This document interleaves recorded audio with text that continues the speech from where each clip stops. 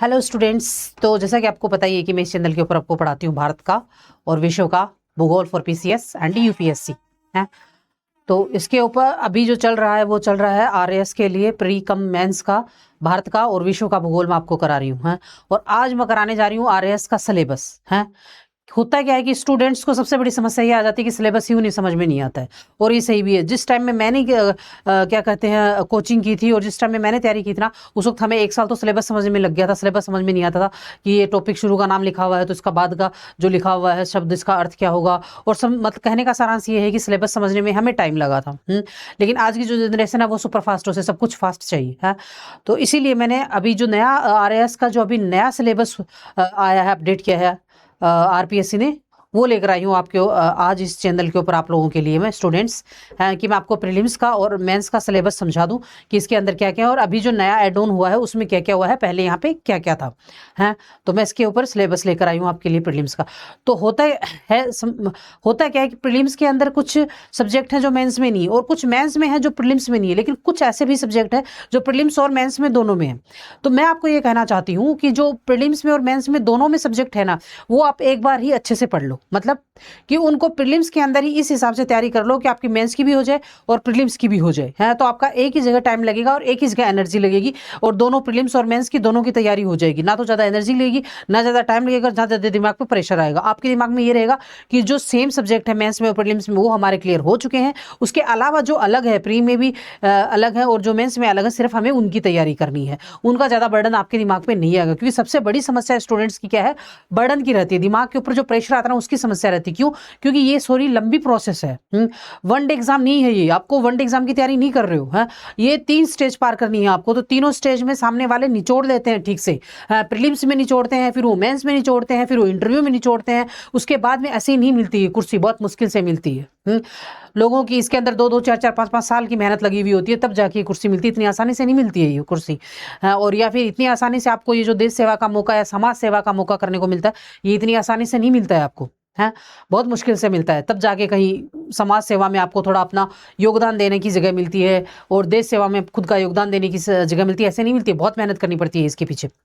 तो मैं ये कहना चाह रही हूँ, आप सारांश इस बात का ये है कि जो काम शॉर्टकट में हो जाते हैं उन्हें आप शॉर्टकट में कर लीजिए और जो नहीं शॉर्टकट में होते उन्हें आप फिर डिटेल से कीजिए। जैसे कि मैंने आपको बताया कि प्रीलिम्स के अंदर कुछ सब्जेक्ट और मेंस में ऐसे जो सेम है, तो उनको एक ही जगह तैयारी कर लीजिए। फिर बचे हुए जो सब्जेक्ट है उनको आप अलग तैयारी कर लीजिए। तो अगर आप सिलेबस को 2-3 टुकड़ों में बांट लोगे तो छोटा छोटा लगेगा और आप इजिली आसानी से इन चीज़ों को कर जाओगे। क्योंकि ये मैं बोल रही हूँ ना, इसके अंदर साल 2 साल 3 साल 4 साल तक 5 साल तक भी लगती है स्टूडेंट्स को, तो टाइम लगता है उतना है।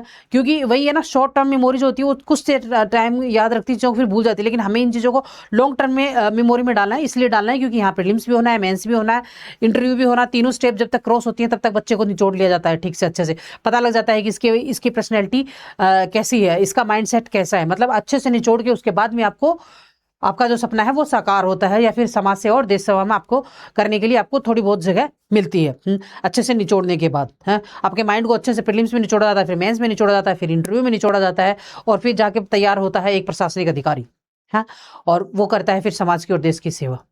तो ये मैं सिलेबस आपके लिए लेकर आई हूँ कि आपको सिलेबस, क्योंकि हम में देखो पढ़ाई का कोई अंत नहीं है, कितना भी पढ़ सकते हो आप हैं। लेकिन हमारा जो टारगेट है ना, हमें सिर्फ उस पर फोकस करना है कि हमारा टारगेट ये है, हमें इस पे फोकस करना है। तो हमें अपने रास्ते सीधा सीधा चलना है। वैसे पढ़ाई का कोई अंत नहीं है, चाहे आप चारों तरफ से कितनी भी पढ़ाई करके चलो, लेकिन वो हमारा टारगेट नहीं है। हमें अपनी मंजिल तक पहुंचना। अगर अपनी मंजिल तक पहुंचना तो हमें सीधा जो हमारी मंजिल तक पहुंचने वाला रास्ता है सिर्फ उसी रास्ते से चलना है।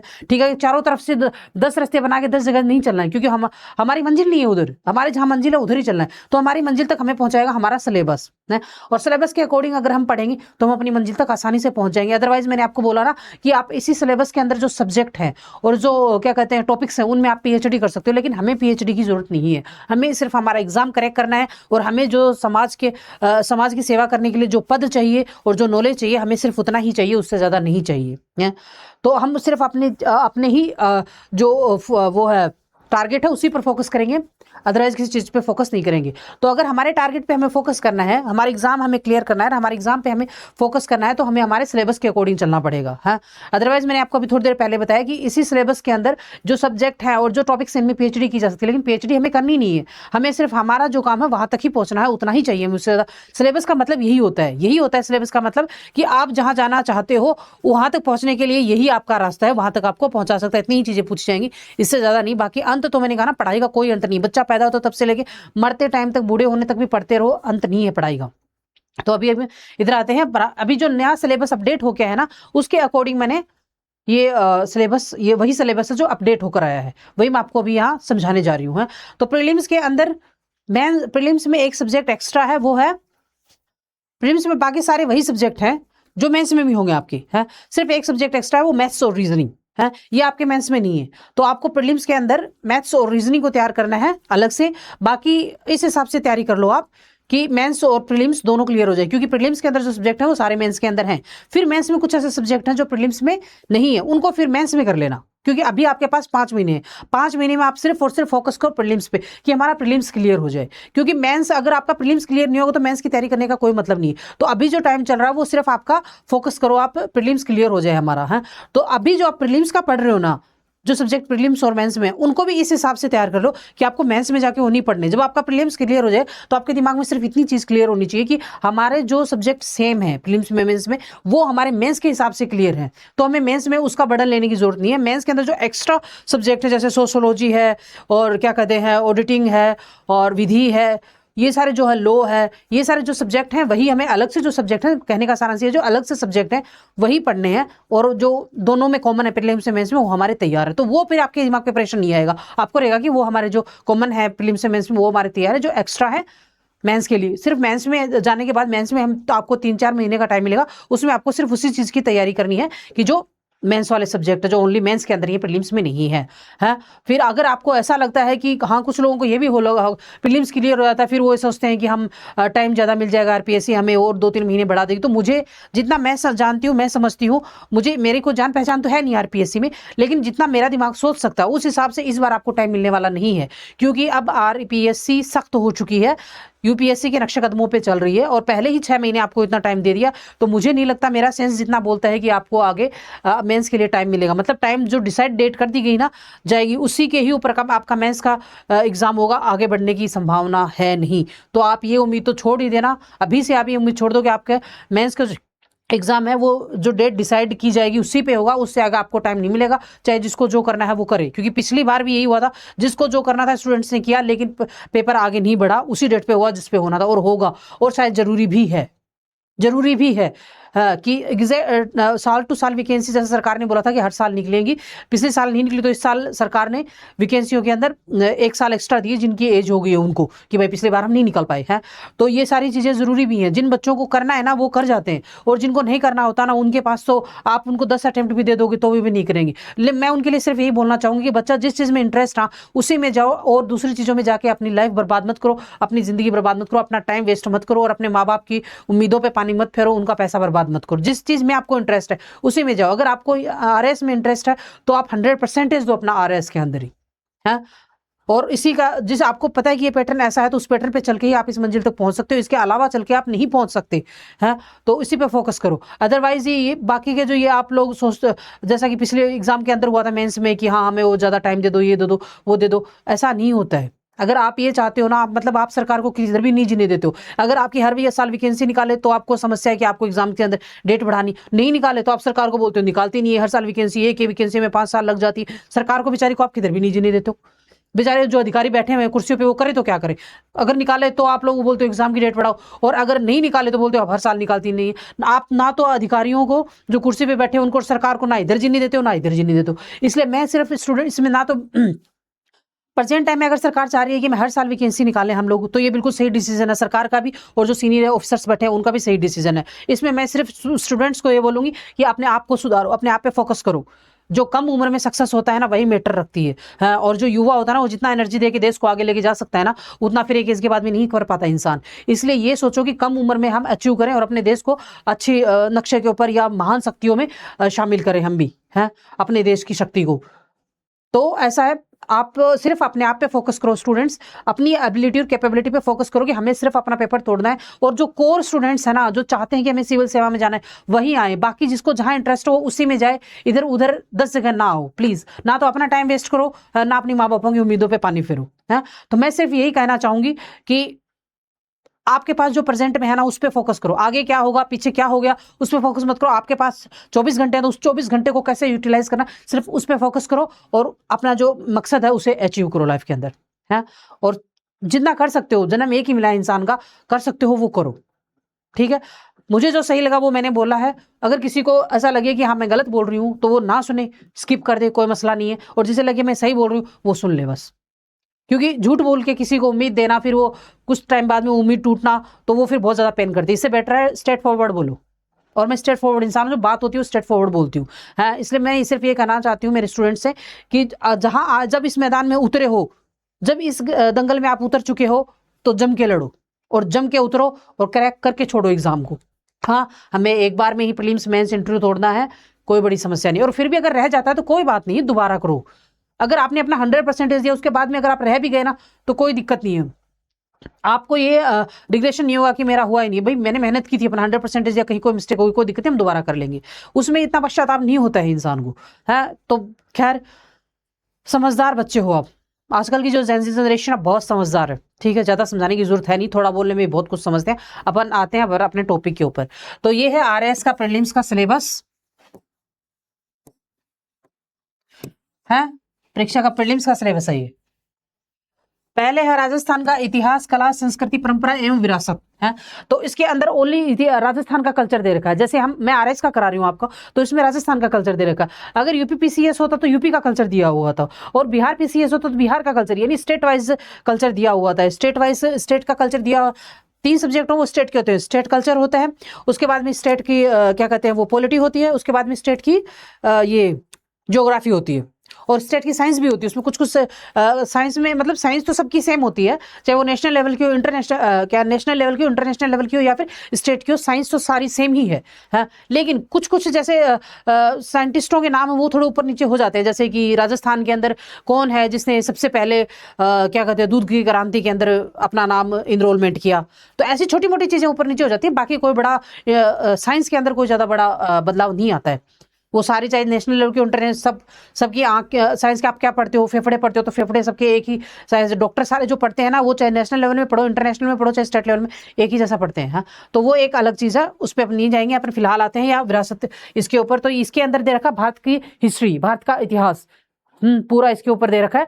और मैंने बताया ना आपको, जिस स्टेट की पीसीएस है उसमें वहाँ की भूगोल और वहाँ की हिस्ट्री और वहाँ की पॉलिटी दी हुई हो। ये 3 जो सब्जेक्ट होते हैं वो स्टेट वाइज दिए होते हैं पीसीएस के अंदर। तो हम यहाँ आरएस पढ़ रहे हैं, तो हम सिर्फ आरएस का पढ़ेंगे।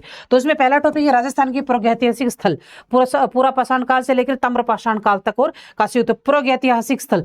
प्रागैतिहासिक यानी जब से शुरू हुआ ना तब से लेके, तो शुरुआत होती है पूरा पाषाण काल से लेकर ताम्र पाषाण। ताम्र पाषाण का मतलब क्या होता है, तांबे का जो काल होता है, काल तक का काश्य युग, ये काश्य काल, तांबे का काल, और काश्य युग का जो काल था पूरा पाषाण काल है, उसके बारे में जो है वो इसके अंदर दिया हुआ है। ये तीनों कालों के बारे में, राजस्थान की प्रागैतिहासिक स्थल के बारे में पढ़ना है। फिर राजस्थान के इतिहास के स्रोत, राजस्थान के कौन कौन से, मतलब राजस्थान का जो इतिहास है उसके कौन कौन से स्रोत हैं जिनको हम देख के ये बोल सकते हैं कि हाँ उस टाइम में ये चीज हुई थी, उस टाइम में ये चीज था, जिसके आधार पर ये जो हमारी हिस्ट्री है वो लिखी गई है कि हाँ उस टाइम के अंदर ये युद्ध हुआ था, मुगल कब आए थे, मुगलों ने क्या क्या किया था, महाराणा प्रताप ने, राणा सांगा ने क्या क्या किया। वो सारे हमने जो ये बुक लिखी है इसमें कैसे लिखे, क्योंकि कुछ तो हमें पहले के कुछ स्रोत मिले होंगे जिनको देख देख किया, जिनको पढ़ पढ़ के, चाहे वो किताबें हो, चाहे वो सिक्के हो, चाहे वो ताम्रपाषाण काल के हो, कोई भी किसी भी काल के कुछ भी स्रोत हो, तो वो स्रोत हमें मिले तभी तो हमने पूरी बुक तैयार की ना राजस्थान के इतिहास की, कि हमारे राजस्थान में ये घटनाएं घटी हुई है। क्यों हमें कैसे पता लगा कि हाँ ये घटनाएं घटी हैं, क्योंकि पहले का कुछ मिला हमें, तो उनको पढ़ पढ़ के हमने आइडिया लगा के हमने ये किया है। 100% राजस्थान का इतिहास ऐसा नहीं है कि शॉर्ट या आप कंफर्म नहीं कर सकते, कुछ चीजों ऊपर नीचे हैं, लेकिन जो हमें स्रोत मिले उस स्रोतों के आधार पर ही हमने पूरी बुक जो हमारे जो लेखक थे उन्होंने लिखी। तो वो कौन कौन से स्रोत हैं, पुरातात्विक स्रोत, अभिलेख मिले, साहित्य और मुद्रा शास्त्रीय, ये 4 प्रकार के जो राजस्थान के इस तरह के स्रोत मिले, जिसके आधार पर हमने राजस्थान का इतिहास पूरे बुक लिखी है इन्हीं स्रोतों के आधार पर, उनको देख देख करके है। फिर है राजस्थान के मुख्य राजवंशों के प्रमुख शासकों की राजनीति, मतलब कौन कौन से राजस्थान के अंदर कौन कौन से राजवंश हुए और उनकी राजनीति कैसी थी, उनकी राजनीतिक स्थिति, उनकी धार्मिक स्थिति, उनकी सांस्कृतिक स्थिति, उनकी आर्थिक स्थिति कैसी थी, ये जितने भी राजवंश अब तक राजस्थान के हुए हैं उसके अंदर इसमें वो चीज दे रखी है। राजस्थान के मुख्य राजवंशों के प्रमुख शासकों की राजनीति एवं सांस्कृतिक उपलब्धियां, मतलब राजस्थान सांस्कृतिक और राजनीतिक उपलब्धियां कौन सी है। केंद्र सत्ता के साथ सहयोग एवं प्रतिरोध, केंद्र सत्ता के साथ मतलब हमारे जो राजवंश थे उनकी जो केंद्र में सत्ता थी उसके साथ कैसे थे, उस वक्त केंद्र कौन थे, मुगल थे। मतलब मुगल थे या अंग्रेज थे, जो भी केंद्र के अंदर बैठे होते उनके साथ हमारे भारत के, हमारे राजस्थान के, सॉरी भारत नहीं, हमारे राजस्थान के जो राजवंश थे उनके दूसरों के साथ कैसे संबंध थे, दूसरे जो स्टेट्स और दूसरे जो राजवंश थे उनके साथ हमारे कैसे संबंध थे, वो चीज इसके अंदर दे रखी है। मध्यकालीन राजस्थान की में प्रशासनिक एवं राजस्व व्यवस्था, केंद्रीय सत्ता के साथ सहयोग एवं प्रतिरोध। मध्यकालीन राजस्थान में प्रशासनिक एवं राजनीतिक व्यवस्था, मध्यकालीन जो राजस्थान में उसमें प्रशासनिक और राजस्व व्यवस्था क्या थी वो चीज है।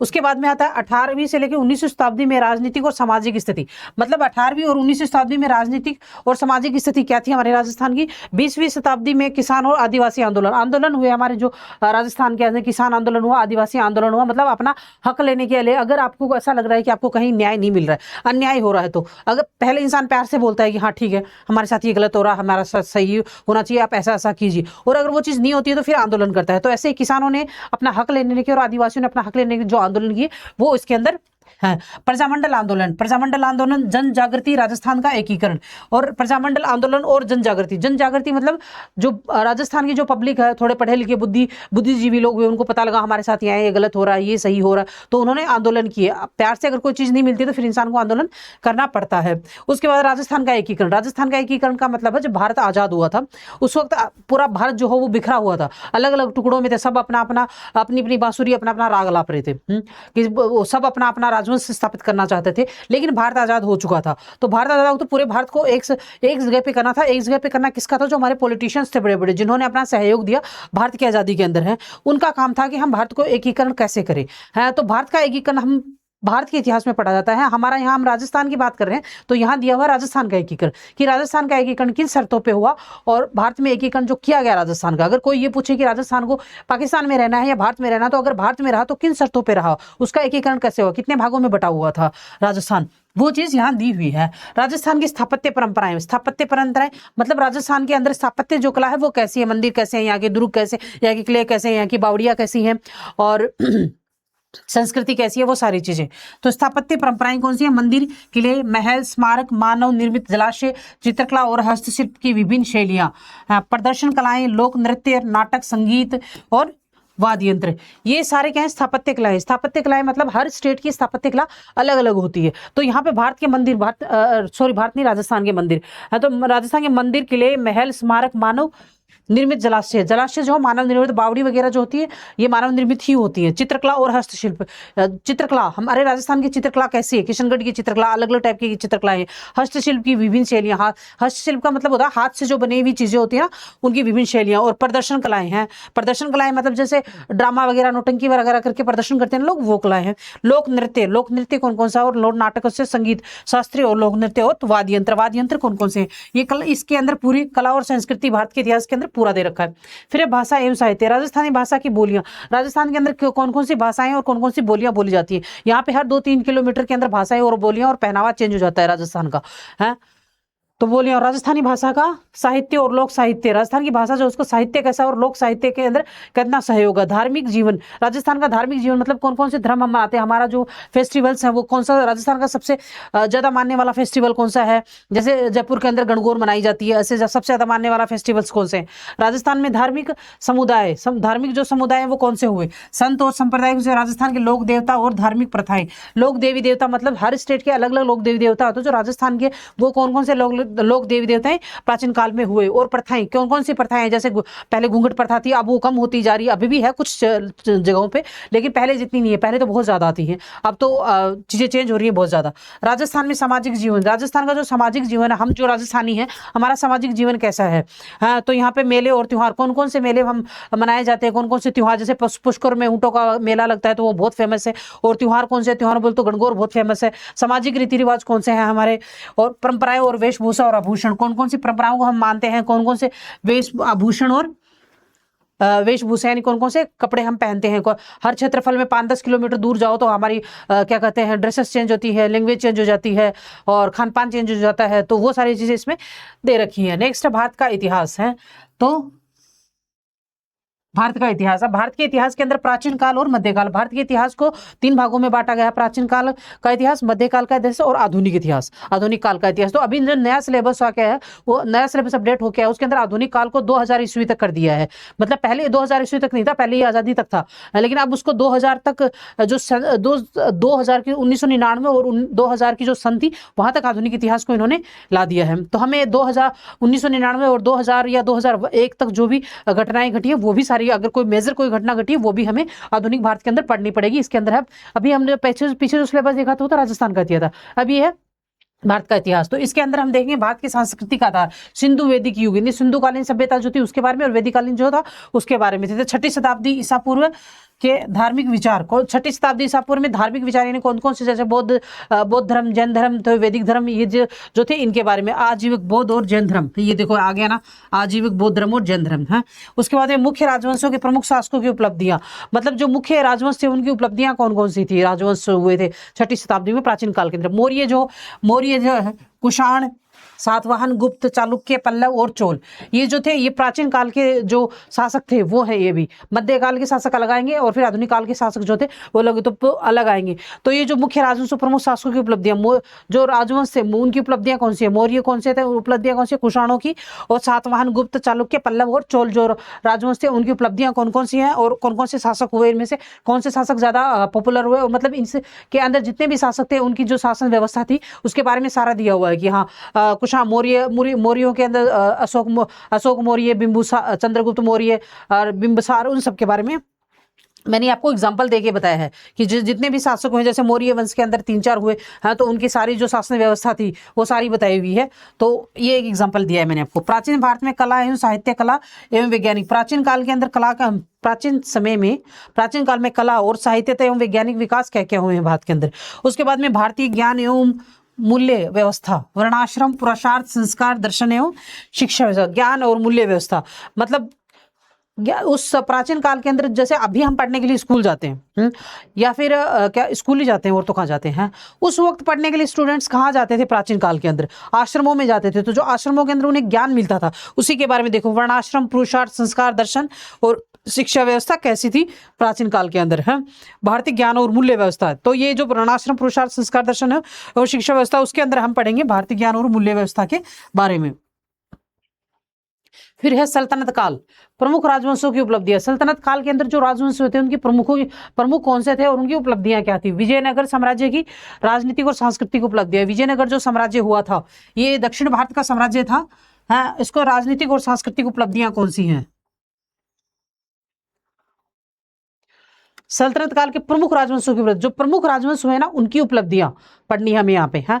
और उसके अंदर विजयनगर जो साम्राज्य था उसकी राजनीतिक और सांस्कृतिक उपलब्धि जो हुई। मुगल काल, फिर आया मुगल काल, प्रशासन में विभिन्न नीतियां और मराठा, प्रशासन कैसा करते किया मुगलों ने, मुगल जो आए और फिर विभिन्न नीतियां कौन कौन सी बनाई और उसके अंदर मराठाओं का क्या रोल था। मध्यकाल में कला एवं वास्तुकला, साहित्य, चित्रकला और संगीत का विकास। मध्यकाल में कला और वास्तुकला का जो विकास हुआ, साहित्य, चित्रकला और संगीत का जो विकास हुआ वो किस तरीके से हुआ और क्या क्या था इसके अंदर। धार्मिक आंदोलन और भक्ति एवं सूफी आंदोलन का योगदान, धार्मिक आंदोलन के अंदर भक्ति और सूफी आंदोलन का क्या योगदान था। धार्मिक आंदोलन यानी पूरा जो एक आंदोलन था उसे हमने बोला धार्मिक आंदोलन। उसके बाद में धार्मिक आंदोलन के जो भाग थे उसको बोलते हैं भक्ति और सूफी आंदोलन। अलग अलग पार्टों में भाग, धार्मिक आंदोलन का मतलब तो ये होना कि धर्म के ऊपर जितने भी आंदोलन हुए वो सारे आंदोलन, फिर आंदोलन को सूफी आंदोलन, भक्ति आंदोलन, इस तरीके से जो अलग अलग पार्ट थे वो कर दिए गए हैं। उसका योगदान क्या हुआ, तो धार्मिक आंदोलन में सूफी आंदोलन और भक्ति आंदोलन का क्या क्या योगदान है वो चीज है। भारत का इतिहास, ये आधुनिक काल, प्रारंभिक 19वीं शताब्दी से 2000, मैंने आपको अभी बताया था ना 19वीं शताब्दी से लेकर 2000 तक को हमने आधुनिक काल में, अभी 2000 जो अपडेट हो गई सिलेबस आया उसके अंदर हमने 2000 तक को आधुनिक काल माना है। तो ब्रिटिश साम्राज्यवाद और प्रतिरोध, मराठा, मैसूर, सिख। ब्रिटिश साम्राज्यवाद भारत के अंदर था तो उसका प्रतिरोध कौन कौन से राजाओं ने किया भारत के हैं, तो उसके अंदर मराठा, मैसूर, सिख और 1857 का विद्रोह है। तो मराठाओं को पढ़ना है, मैसूर को पढ़ना है, सिखों को पढ़ना है। सिख पंजाब में थे, मैसूर कर्नाटका में थे, मराठा महाराष्ट्र में थे, और 1857 का विद्रोह। 1857 का विद्रोह मतलब जहां जहां विद्रोह शुरू हुआ ना वहां से सारी जगह कौन कौन सी घटनाएं घटी 1857 के विद्रोह में, और कहां कहां कौन कौन से राज्य में घटी, वो पूरा ही 1857 का विद्रोह पढ़ना है इसके अंदर। फिर है ब्रिटिश राजनीतिक, आर्थिक और प्रशासनिक नीतियां।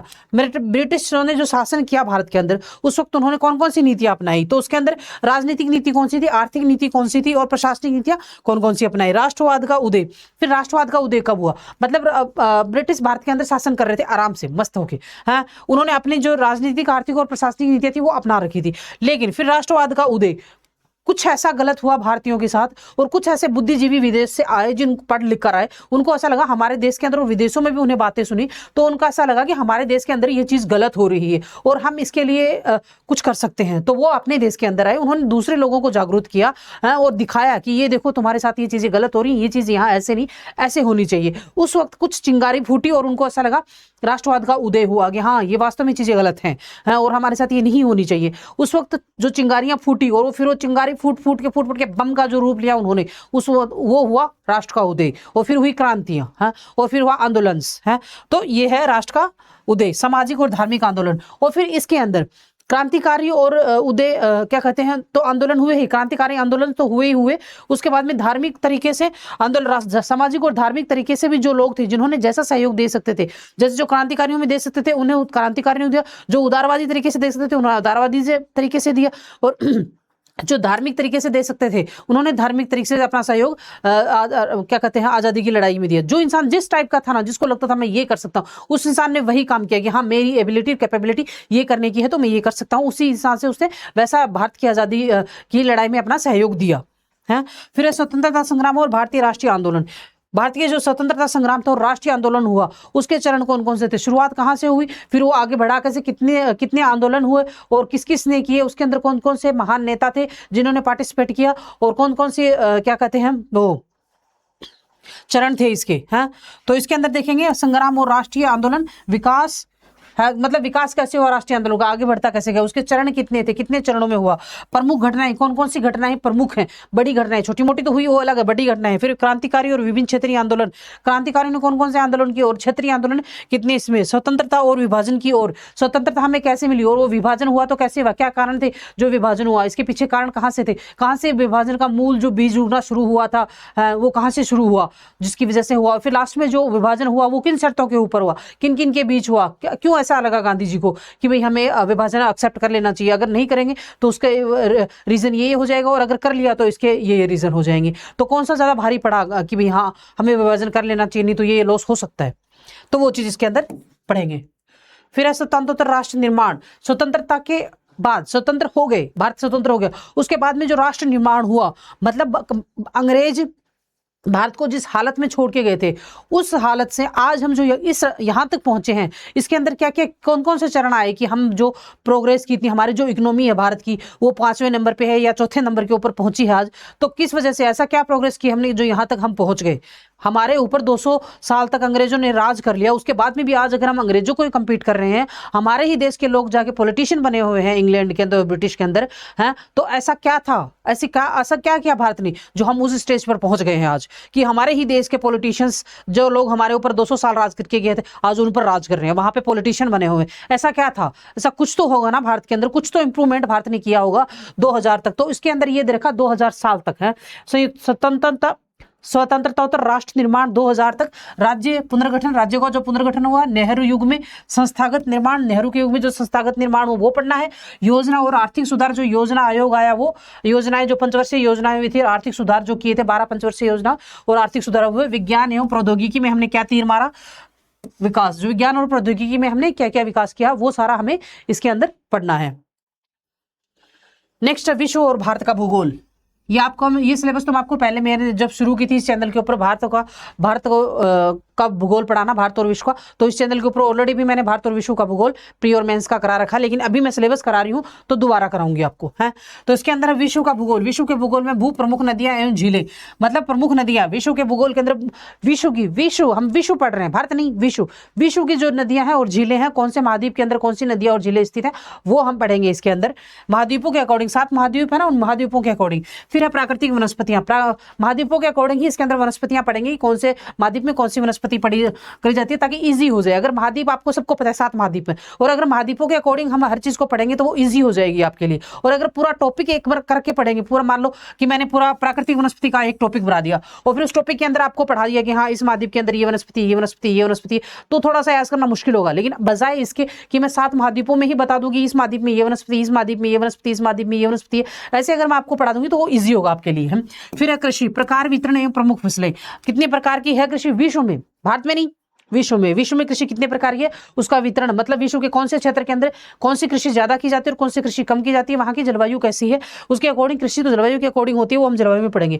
प्रमुख फसलें, कौन कौन सी प्रमुख फसलें हैं, जो कौन से विश्व के कौन कौन से हिस्से में कौन सी फसलें होती हैं। उसके बाद में पढ़ेंगे प्रमुख औद्योगिक प्रदेश, प्रमुख उद्योग, प्रमुख औद्योगिक प्रदेश, भारत विश्व के कौन कौन से हिस्से में ज्यादा कौन कौन से औद्योगिक प्रदेश यानी पर्टिकुलर एक प्रदेश कौन से उद्योग के लिए जाना जाता है और कौन कौन से उद्योग वहां फेमस है। फिर है परिवहन तंत्र, विश्व का परिवहन तंत्र जो है, विश्व के परिवहन तंत्र का मतलब क्या है, जल परिवहन तंत्र, वायु परिवहन तंत्र, थल परिवहन तंत्र, ये जो परिवहन तंत्र होते हैं 3 प्रकार के। और उसके अंदर संचार भी आ जाता है, संचार मतलब ये टेलीफोन वगैरह और पोस्टल वगैरह और ये जो होते हैं वो भी है। तो परिवहन तंत्र के अंदर हम ये लोग पढ़ेंगे, किसका पढ़ेंगे, विश्व का, भारत का नहीं, विश्व का पढ़ेंगे हैं। उसके बाद में पर्यावरणीय मुद्दे, पर्यावरण के कौन कौन से मुद्दे हैं जो बहुत ज्यादा, अभी तो पर्यावरण के ऊपर तो बहुत ज्यादा ही चल रही है महाभारत, विश्व के लेवल पर भी बहुत ज्यादा महाभारत चल रही है, क्योंकि पूरा उठपटांग हो रखा है। बारिश के मौसम में तो गर्मी पड़ रही है, गर्मी के मौसम में बारिश आ रही है, सर्दी के मौसम में बारिश, गर्मी पड़ रही है, गर्मी के मौसम में सर्दी, और ये पूरा क्लाइमेट चेंज हो रखा। तो उसके हमें पर्यावरणीय मुद्दों में हम पढ़ेंगे मरुस्थलीकरण। मरुस्थलीकरण में मतलब मरुस्थल अगर एक जगह पे हो तो दूसरी जगह क्यों फैल रहा है, वनों की कटाई क्यों हो रही है, समस्या क्या है, जलवायु परिवर्तन जो हो रहा है, ये ग्लोबल वार्मिंग जो एक बहुत बड़ा मुद्दा बना हुआ है, ओजोन क्षरण ये भी एक मुद्दा बना हुआ है आजकल है। उसके बाद में भौतिक ये भय है, यहाँ पे ये लिखा नहीं है, ओके है। भौतिक स्वरूप, पर्वत, पठार, मैदान, मरुस्थल। भौतिक स्वरूप का मतलब पता है ना आपको, भौतिक मतलब जिसको हम देख सकते हैं, टच कर सकते हैं, उनको बोलते हैं भौतिक है। स्वरूप मतलब विश्व का भौतिक स्वरूप कैसा है, भौतिक स्वरूप का मतलब ये है कि विश्व के अंदर पर्वत कहाँ है, पठार कहाँ है, मरुस्थल कहाँ है, मैदान कहाँ है और कौन कौन सी नदियां कहाँ से बहती हैं, मतलब टोटल मिला के विश्व का स्वरूप कैसा, भौतिक रूप से स्वरूप उसका क्या कहते हैं, भूगर्भ के अंदर उसका स्वरूप कैसा है, और भूगर्भ से बाहर जो हम देख सकते हैं आंखों से, घूम फिर सकते हैं आंखों से, वो कैसा है। तो भूगर्भ वाला तो हम प्रैक्टिकली नहीं देखते, वो तो वैज्ञानिक देख सकते हैं, जो उसके अंदर जिन्होंने उसमें खोज की थी, जो वैज्ञानिक का भूगोल वेता है, वो ही भूगर्भ के अंदर का संरचनाएं देख सकते हैं, हम सिर्फ उन्हें किताबों में पढ़ सकते हैं। लेकिन जो बाहर की संरचना है विश्व की, वो हम देख सकते हैं। हम अगर घूमने जाएंगे, स्विट्जरलैंड घूमने जाएंगे हम, तो स्विट्जरलैंड में आराम से देख के आएंगे कौन सा पर्वत कहाँ है, कौन सी नहरें हैं, कौन सी झील है, कौन सा पठार, कौन सा मरुस्थल मैदान है, वो हम आराम से वहां देख के आएंगे, क्योंकि वो प्रकृति के बाहर की चीजें हैं। कौन सा जंगल कहाँ है, वो प्रकृति के बाहर की चीजें हैं जिन्हें हम आराम से देखते हैं। लेकिन भूगर्भिक जो संरचना वो हम नहीं देखते। लेकिन हम यहाँ फिलहाल क्या पढ़ेंगे, भौतिक स्वरूप, पर्वत, पठार और मैदान और मरुस्थल। फिर है भारत का भूगोल, ये भारत का भूगोल है, इसके अंदर भौतिक विभाग, जलवायु, भारत का भौतिक विभाग कैसा है, जलवायु कैसी है, नदियां और झीलें कौन सी हैं, सिंचाई, ये जो सिंचाई वाला टॉपिक तो मैंने आपको आज ही करवाया है, कल करवाया, आज नहीं कल करवाया था। झीलें, प्रमुख नदियां और झीलें, प्रमुख फसलें कौन कौन सी हैं, खनिज, धात्विक व अधात्विक, प्रमुख औद्योगिक प्रदेश तथा प्रमुख उद्योग, मतलब इसमें हम सिर्फ भारत के बारे में पढ़ेंगे। विश्व के भूगोल में विश्व में भारत के बारे में, इसके अंदर प्रमुख औद्योगिक प्रदेश और उद्योग। ये देखो, ये टॉपिक के नाम सेम आ रहे हैं, विश्व के भूगोल में भी है ये, खनिज, धात्विक और अधात्विक, 2 टाइप के होते हैं। कृषि की प्रमुख फसलें, सिंचाई, नदियां। उसके बाद में राजस्थान का भूगोल, राजस्थान के भूगोल के बारे में हम विश्व के भूगोल में हमने ऑल ओवर विश्व पढ़ेंगे, भारत के भूगोल में सिर्फ भारत पढ़ेंगे, राजस्थान के भूगोल में हम सिर्फ राजस्थान पढ़ेंगे। मतलब राजस्थान की भूगोल कैसा, भूगोल का मतलब आपको पता है कि भूमि कैसी है वहां की है, कौन कौन से परिवर्तन है भूमि के अंदर है, तो वो सारी चीजें हम इसमें राजस्थान में पढ़ेंगे। तो राजस्थान की अवस्थिति, विस्तार और भौतिक विभाग, मतलब अवस्थित कहाँ है, उसका विस्तार कितनी दूर में है, भौतिक विभाग कैसे हैं। फिर नदियां और झीलें कौन सी हैं राजस्थान में, जलवायु की विशेषताएं क्या है राजस्थान की, किस टाइप की जलवायु है राजस्थान के अंदर, प्राकृतिक वनस्पति और जैव विविधता का संरक्षण, फिर मृदा पढ़ेंगे, फिर कृषि पढ़ेंगे, फिर पशुधन कैसा है यहाँ का, फिर सिंचाई कैसी है ये पढ़ेंगे, है सिंचाई पढ़ेंगे, फिर पशुधन, मतलब राजस्थान में पशुधन कैसा है, गायें कितनी है, भैंसें कितनी है, भेड़ बकरियां कैसी हैं, दूध दूध कौन सा ज़्यादा, भैंस का ज़्यादा होता है, गाय का, ये सारी चीज़ें इसमें पढ़ेंगे। उसके बाद में कृषि कैसी है, कौन सी कृषि पाई जाती है, ये इसमें पढ़ेंगे। जनसंख्या, भारत की जनसंख्या वृद्धि, घनत्व, साक्षरता, लिंगानुपात। भारत की नहीं, सॉरी, ये भी राजस्थान की बात हो रही है कि राजस्थान की जो जनसंख्या है उसमें वृद्धि किस तरीके से हो रही है, उसका घनत्व कितना है, और साक्षरता कितनी है, और लिंगानुपात कितना है। ये चारों जो चीजें ये जनसंख्या के अंदर आएंगी, वृद्धि, घनत्व, साक्षरता और लिंगानुपात। फिर है नगरीकरण, भारत का नगरीकरण, सॉरी भारत का पढ़ा बोल रही हूँ, राजस्थान का नगरीकरण, जनजातियां, फिर खनिज एवं धात्विक तथा अखनिज। खनिज जो धात्विक कौन से हैं, जो राजस्थान में पाए जाते हैं, क्योंकि सारे खनिज राजस्थान में पाए जाए, धात्विक और अधात्विक जरूरी नहीं है, जो राजस्थान के अंदर पाए जाते हैं धात्विक अधात्विक, हमें सिर्फ वही पढ़ने हैं।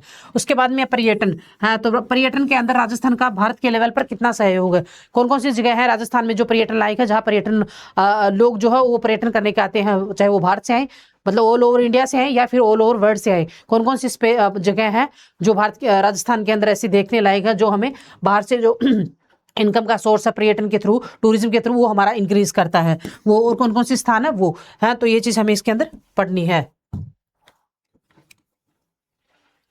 एक मिनट, क्या आ गया ये, हाँ सॉरी, ये बीच में मेरा हाथ टच हो गया शायद इसके अंदर, तो ये गड़बड़ हो गया यहाँ पे। अब ठीक है, हाँ। नाउ नेक्स्ट, भारतीय संविधान, राजनीतिक व्यवस्था और शासन। भारत का जो संविधान, भारत के शासन की बात हो रही है, हाँ, राजस्थान की नहीं, भारत की। ठीक से पढ़ना है, गड़बड़ कंफ्यूज मत हो जाना कि राजस्थान की हो रही है या भारत की हो रही है या विश्व की हो रही है। फोकस शब्दों को ठीक से पकड़ना है, हाँ।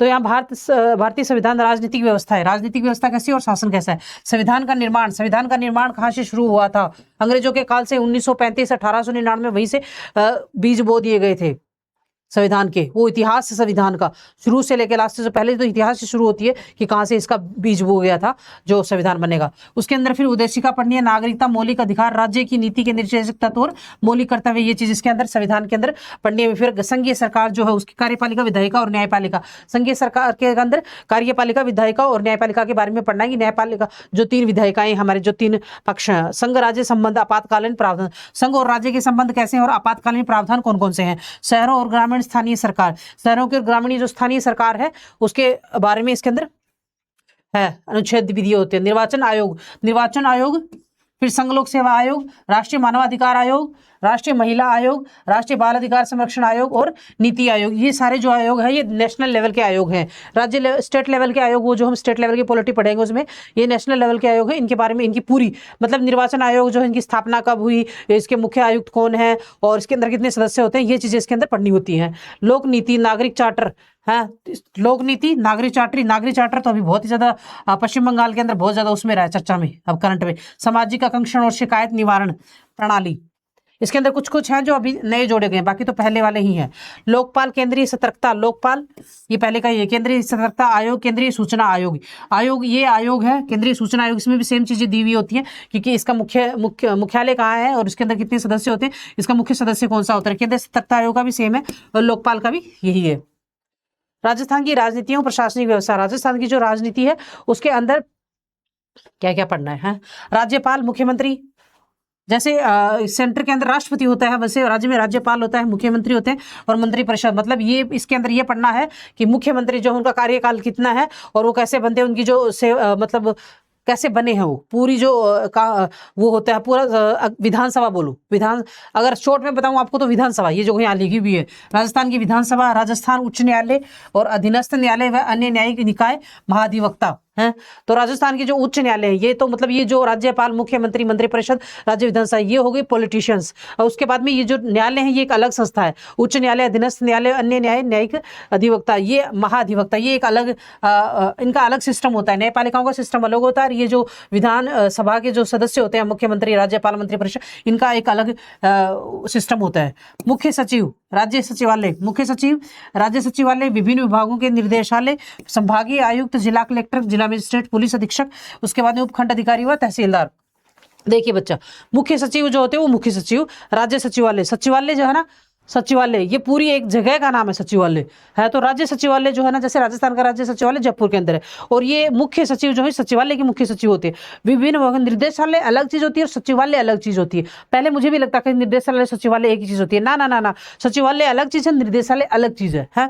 तो उसको अलग तरीके से पढ़ना है। संभागीय आयुक्त अलग है, संभागीय आयुक्त यानी एसपी जो होते हैं, 3-4 एसपी क्षेत्र जो होता है उनको मिला के आयुक्त बनता है, तो ये अलग है। जिला कलेक्टर, जिला मजिस्ट्रेट, मजिस्ट्रेट यानी कलेक्टर अलग चीज है। कलेक्टर मतलब जो आप तैयारी कर रहे हो ना इसके अंदर पीसीएस की और आईएएस की, उसमें जाते हैं कलेक्टर है। और जिला मजिस्ट्रेट और पुलिस अधीक्षक, ये एसपी भी जाते हैं। उपखंड अधिकारी और तहसीलदार, ये यहाँ से शुरुआत होती है आपकी, जो आप आईएएस पीसीएस की तैयारी कर रहे हो ना, इसकी शुरुआत इससे यहाँ से शुरू होती है। फिर है राजस्थान लोक सेवा आयोग, जो आरपीएससी, जिसकी आप अब तैयारी कर रहे हो। राजस्थान राज्य निर्वाचन आयोग, जो अपने चुनाव होते हैं ना, ये उसमें सहयोग करते हैं। राजस्थान सूचना आयोग है। राजस्थान राज्य महिला आयोग, ये महिलाओं के लिए। राजस्व मंडल, लोकायुक्त। राजस्थान में पंचायती एवं राज नगर पालिकाओं का प्रशासन, किसका प्रशासन? राजस्थान में पंचायती राज एवं नगर पालिकाओं का प्रशासन। फिर है आर्थिक अवधारणाएं एवं भारतीय अर्थव्यवस्था, ये भारतीय अर्थव्यवस्था, इकोनॉमी। आर्थिक संवृद्धि और विकास, पर्यावरण, शरण एवं सतत विकास है। तो आर्थिक संवृद्धि हमारी, विकास, पर्यावरण, शरण और सतत विकास। नेक्स्ट टॉपिक है विकास के मापक।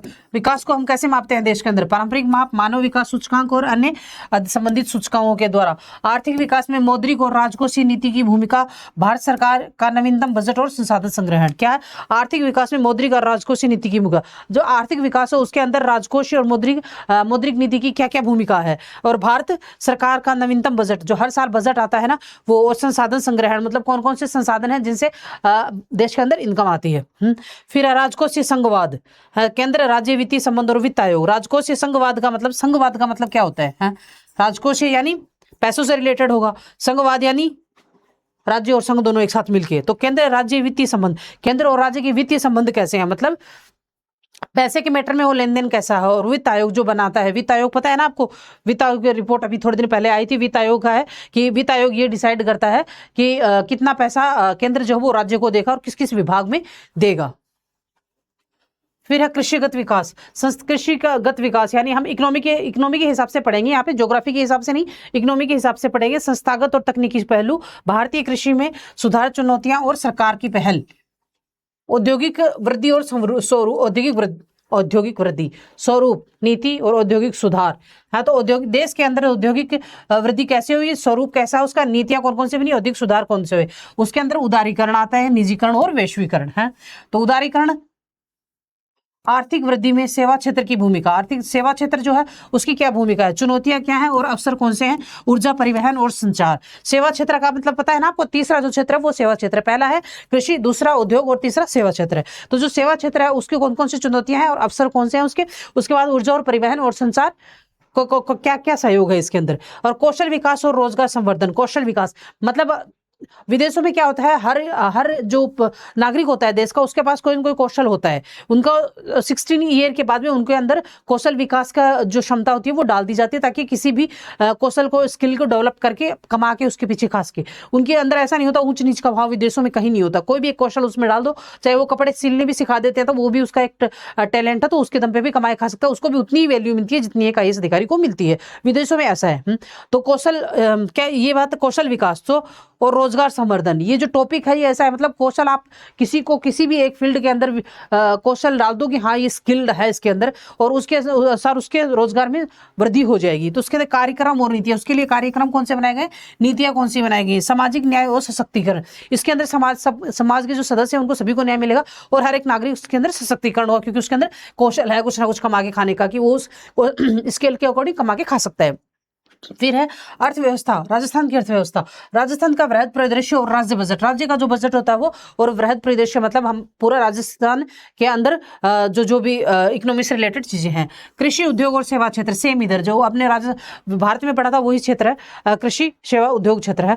मुद्दे और सहकारी पहले, मुद्दे कौन से हैं इसके अंदर और सरकार ने कौन कौन सी अपनी योजनाएं बनाई है इसके लिए। फिर आधारभूत संरचना का विकास, ऊर्जा, परिवहन, संचार। ऊर्जा, परिवहन, संचार ये आधारभूत संरचनाएं हैं, इनका विकास कैसे हो जिसकी वजह से एक मानव का जीवन इकोनॉमिकली तरीके से अच्छा हो, स्ट्रॉन्ग हो। फिर ग्रामीण विकास, पंचायती राज और राज्य वित्त आयोग। क्या पंचायती राज ग्रामीण विकास के अंदर पंचायती राज और राज्य वित्त आयोग। राज्य वित्त आयोग जो है वो ये डिसाइड करता है कि जो नगर पालिकाएं हैं और जो ग्राम पंचायतें हैं उनको कितना पैसा देना है और उनके विकास के लिए कितना पैसा देना है, उसके वहां के जो नागरिक है उनकी जो स्किल डेवलपमेंट है उसको कैसे करना है, ये जो डिसीजंस होते हैं वो वित्त आयोग देता है राज्य को। राज्यों को भी देता है और केंद्र को बताता है कि राज्यों को देना है।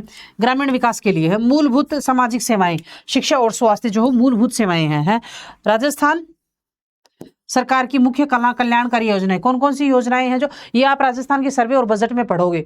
और सर्वे और बजट जो है वो सेंटर का भी आपको पढ़ना। आजकल पहले सेंटर के इतने नहीं आते थे क्वेश्चंस पीसीएस में, लेकिन फिलहाल पीसीएस के अंदर सेंटर के बजट के और सर्वे के भी क्वेश्चंस आ रहे हैं। और राजस्थान का बजट और सर्वे तो आपको पढ़ना ही पढ़ना है, क्योंकि इकोनॉमी के अंदर ज्यादा क्वेश्चन जो पढ़ते हैं वो सर्वे और बजट से पढ़ते हैं। विज्ञान और प्रौद्योगिकी, दैनिक जीवन में विज्ञान के मूलभूत तत्व है कंप्यूटर और सूचना एवं संचार प्रौद्योगिकी। ये कंप्यूटर जो है, कंप्यूटर के अंदर सूचना संचार प्रौद्योगिकी। फिर रक्षा और अंतरिक्ष प्रौद्योगिकी भारत के विशेष संदर्भ में है। मतलब विज्ञान और प्रौद्योगिकी के अंदर जो विज्ञान नॉर्मल जो दैनिक जीवन की अपनी विज्ञान है ना वो है ही, उसके अलावा इसके अंदर प्रौद्योगिकी भी दे रखी। प्रौद्योगिकी के अंदर क्या आता है, रक्षा आ जाएगा और नैनो आ जाएगा। ये जो दे रखा है ये देखो, अंतरिक्ष, रक्षा, संचार, कंप्यूटर, सूचना है और अनुवांशिकी, अभियांत्रिकी, जैव प्रौद्योगिकी, नैनो प्रौद्योगिकी। ये जो वाला पार्ट है नहीं, जो तीन चार टॉपिक वाला पार्ट है, ये प्रौद्योगिकी के अंदर आता है। और ये नॉर्मल साइंस है, ये वाला जो नीचे वाला एक हिस्सा है, और ये भी नॉर्मल है। दैनिक जीवन में विज्ञान के मूलभूत तत्व, ये भी नॉर्मल जो दैनिक जीवन की जो साइंस है ना अपनी, उसके लिए। लेकिन प्रौद्योगिकी में ये 3 टॉपिक आते हैं ये वाले। तो हाँ, मानव स्वास्थ्य देखभाल, आहार पोषण, रोग, सार्वजनिक स्वास्थ्य कार्यक्रम, ये है। वंशागति एवं विभिन्न अनुवांशिक, अभियांत्रिकी, जैव प्रौद्योगिकी एवं नैनो प्रौद्योगिकी, ये आपको पढ़ना है प्रौद्योगिकी के अंदर। पर्यावरण एवं परिस्थिति की परिवर्तन एवं उनका प्रभाव मूल्यांकन, ये पर्यावरण परिस्थितिकी में भी है और इसके अंदर भी है। जैव विविधता, प्राकृतिक संसाधनों का संरक्षण। जैव विविधता क्या है, उसमें प्राकृतिक संसाधनों का संरक्षण और सतत विकास कैसे, मतलब प्राकृतिक संसाधनों को बचाते हुए हम सतत विकास कैसे कर सकते हैं। राजस्थान की विशेष संदर्भ में कृषि विज्ञान, उद्यान विज्ञान, वानिकी एवं पशुपालन।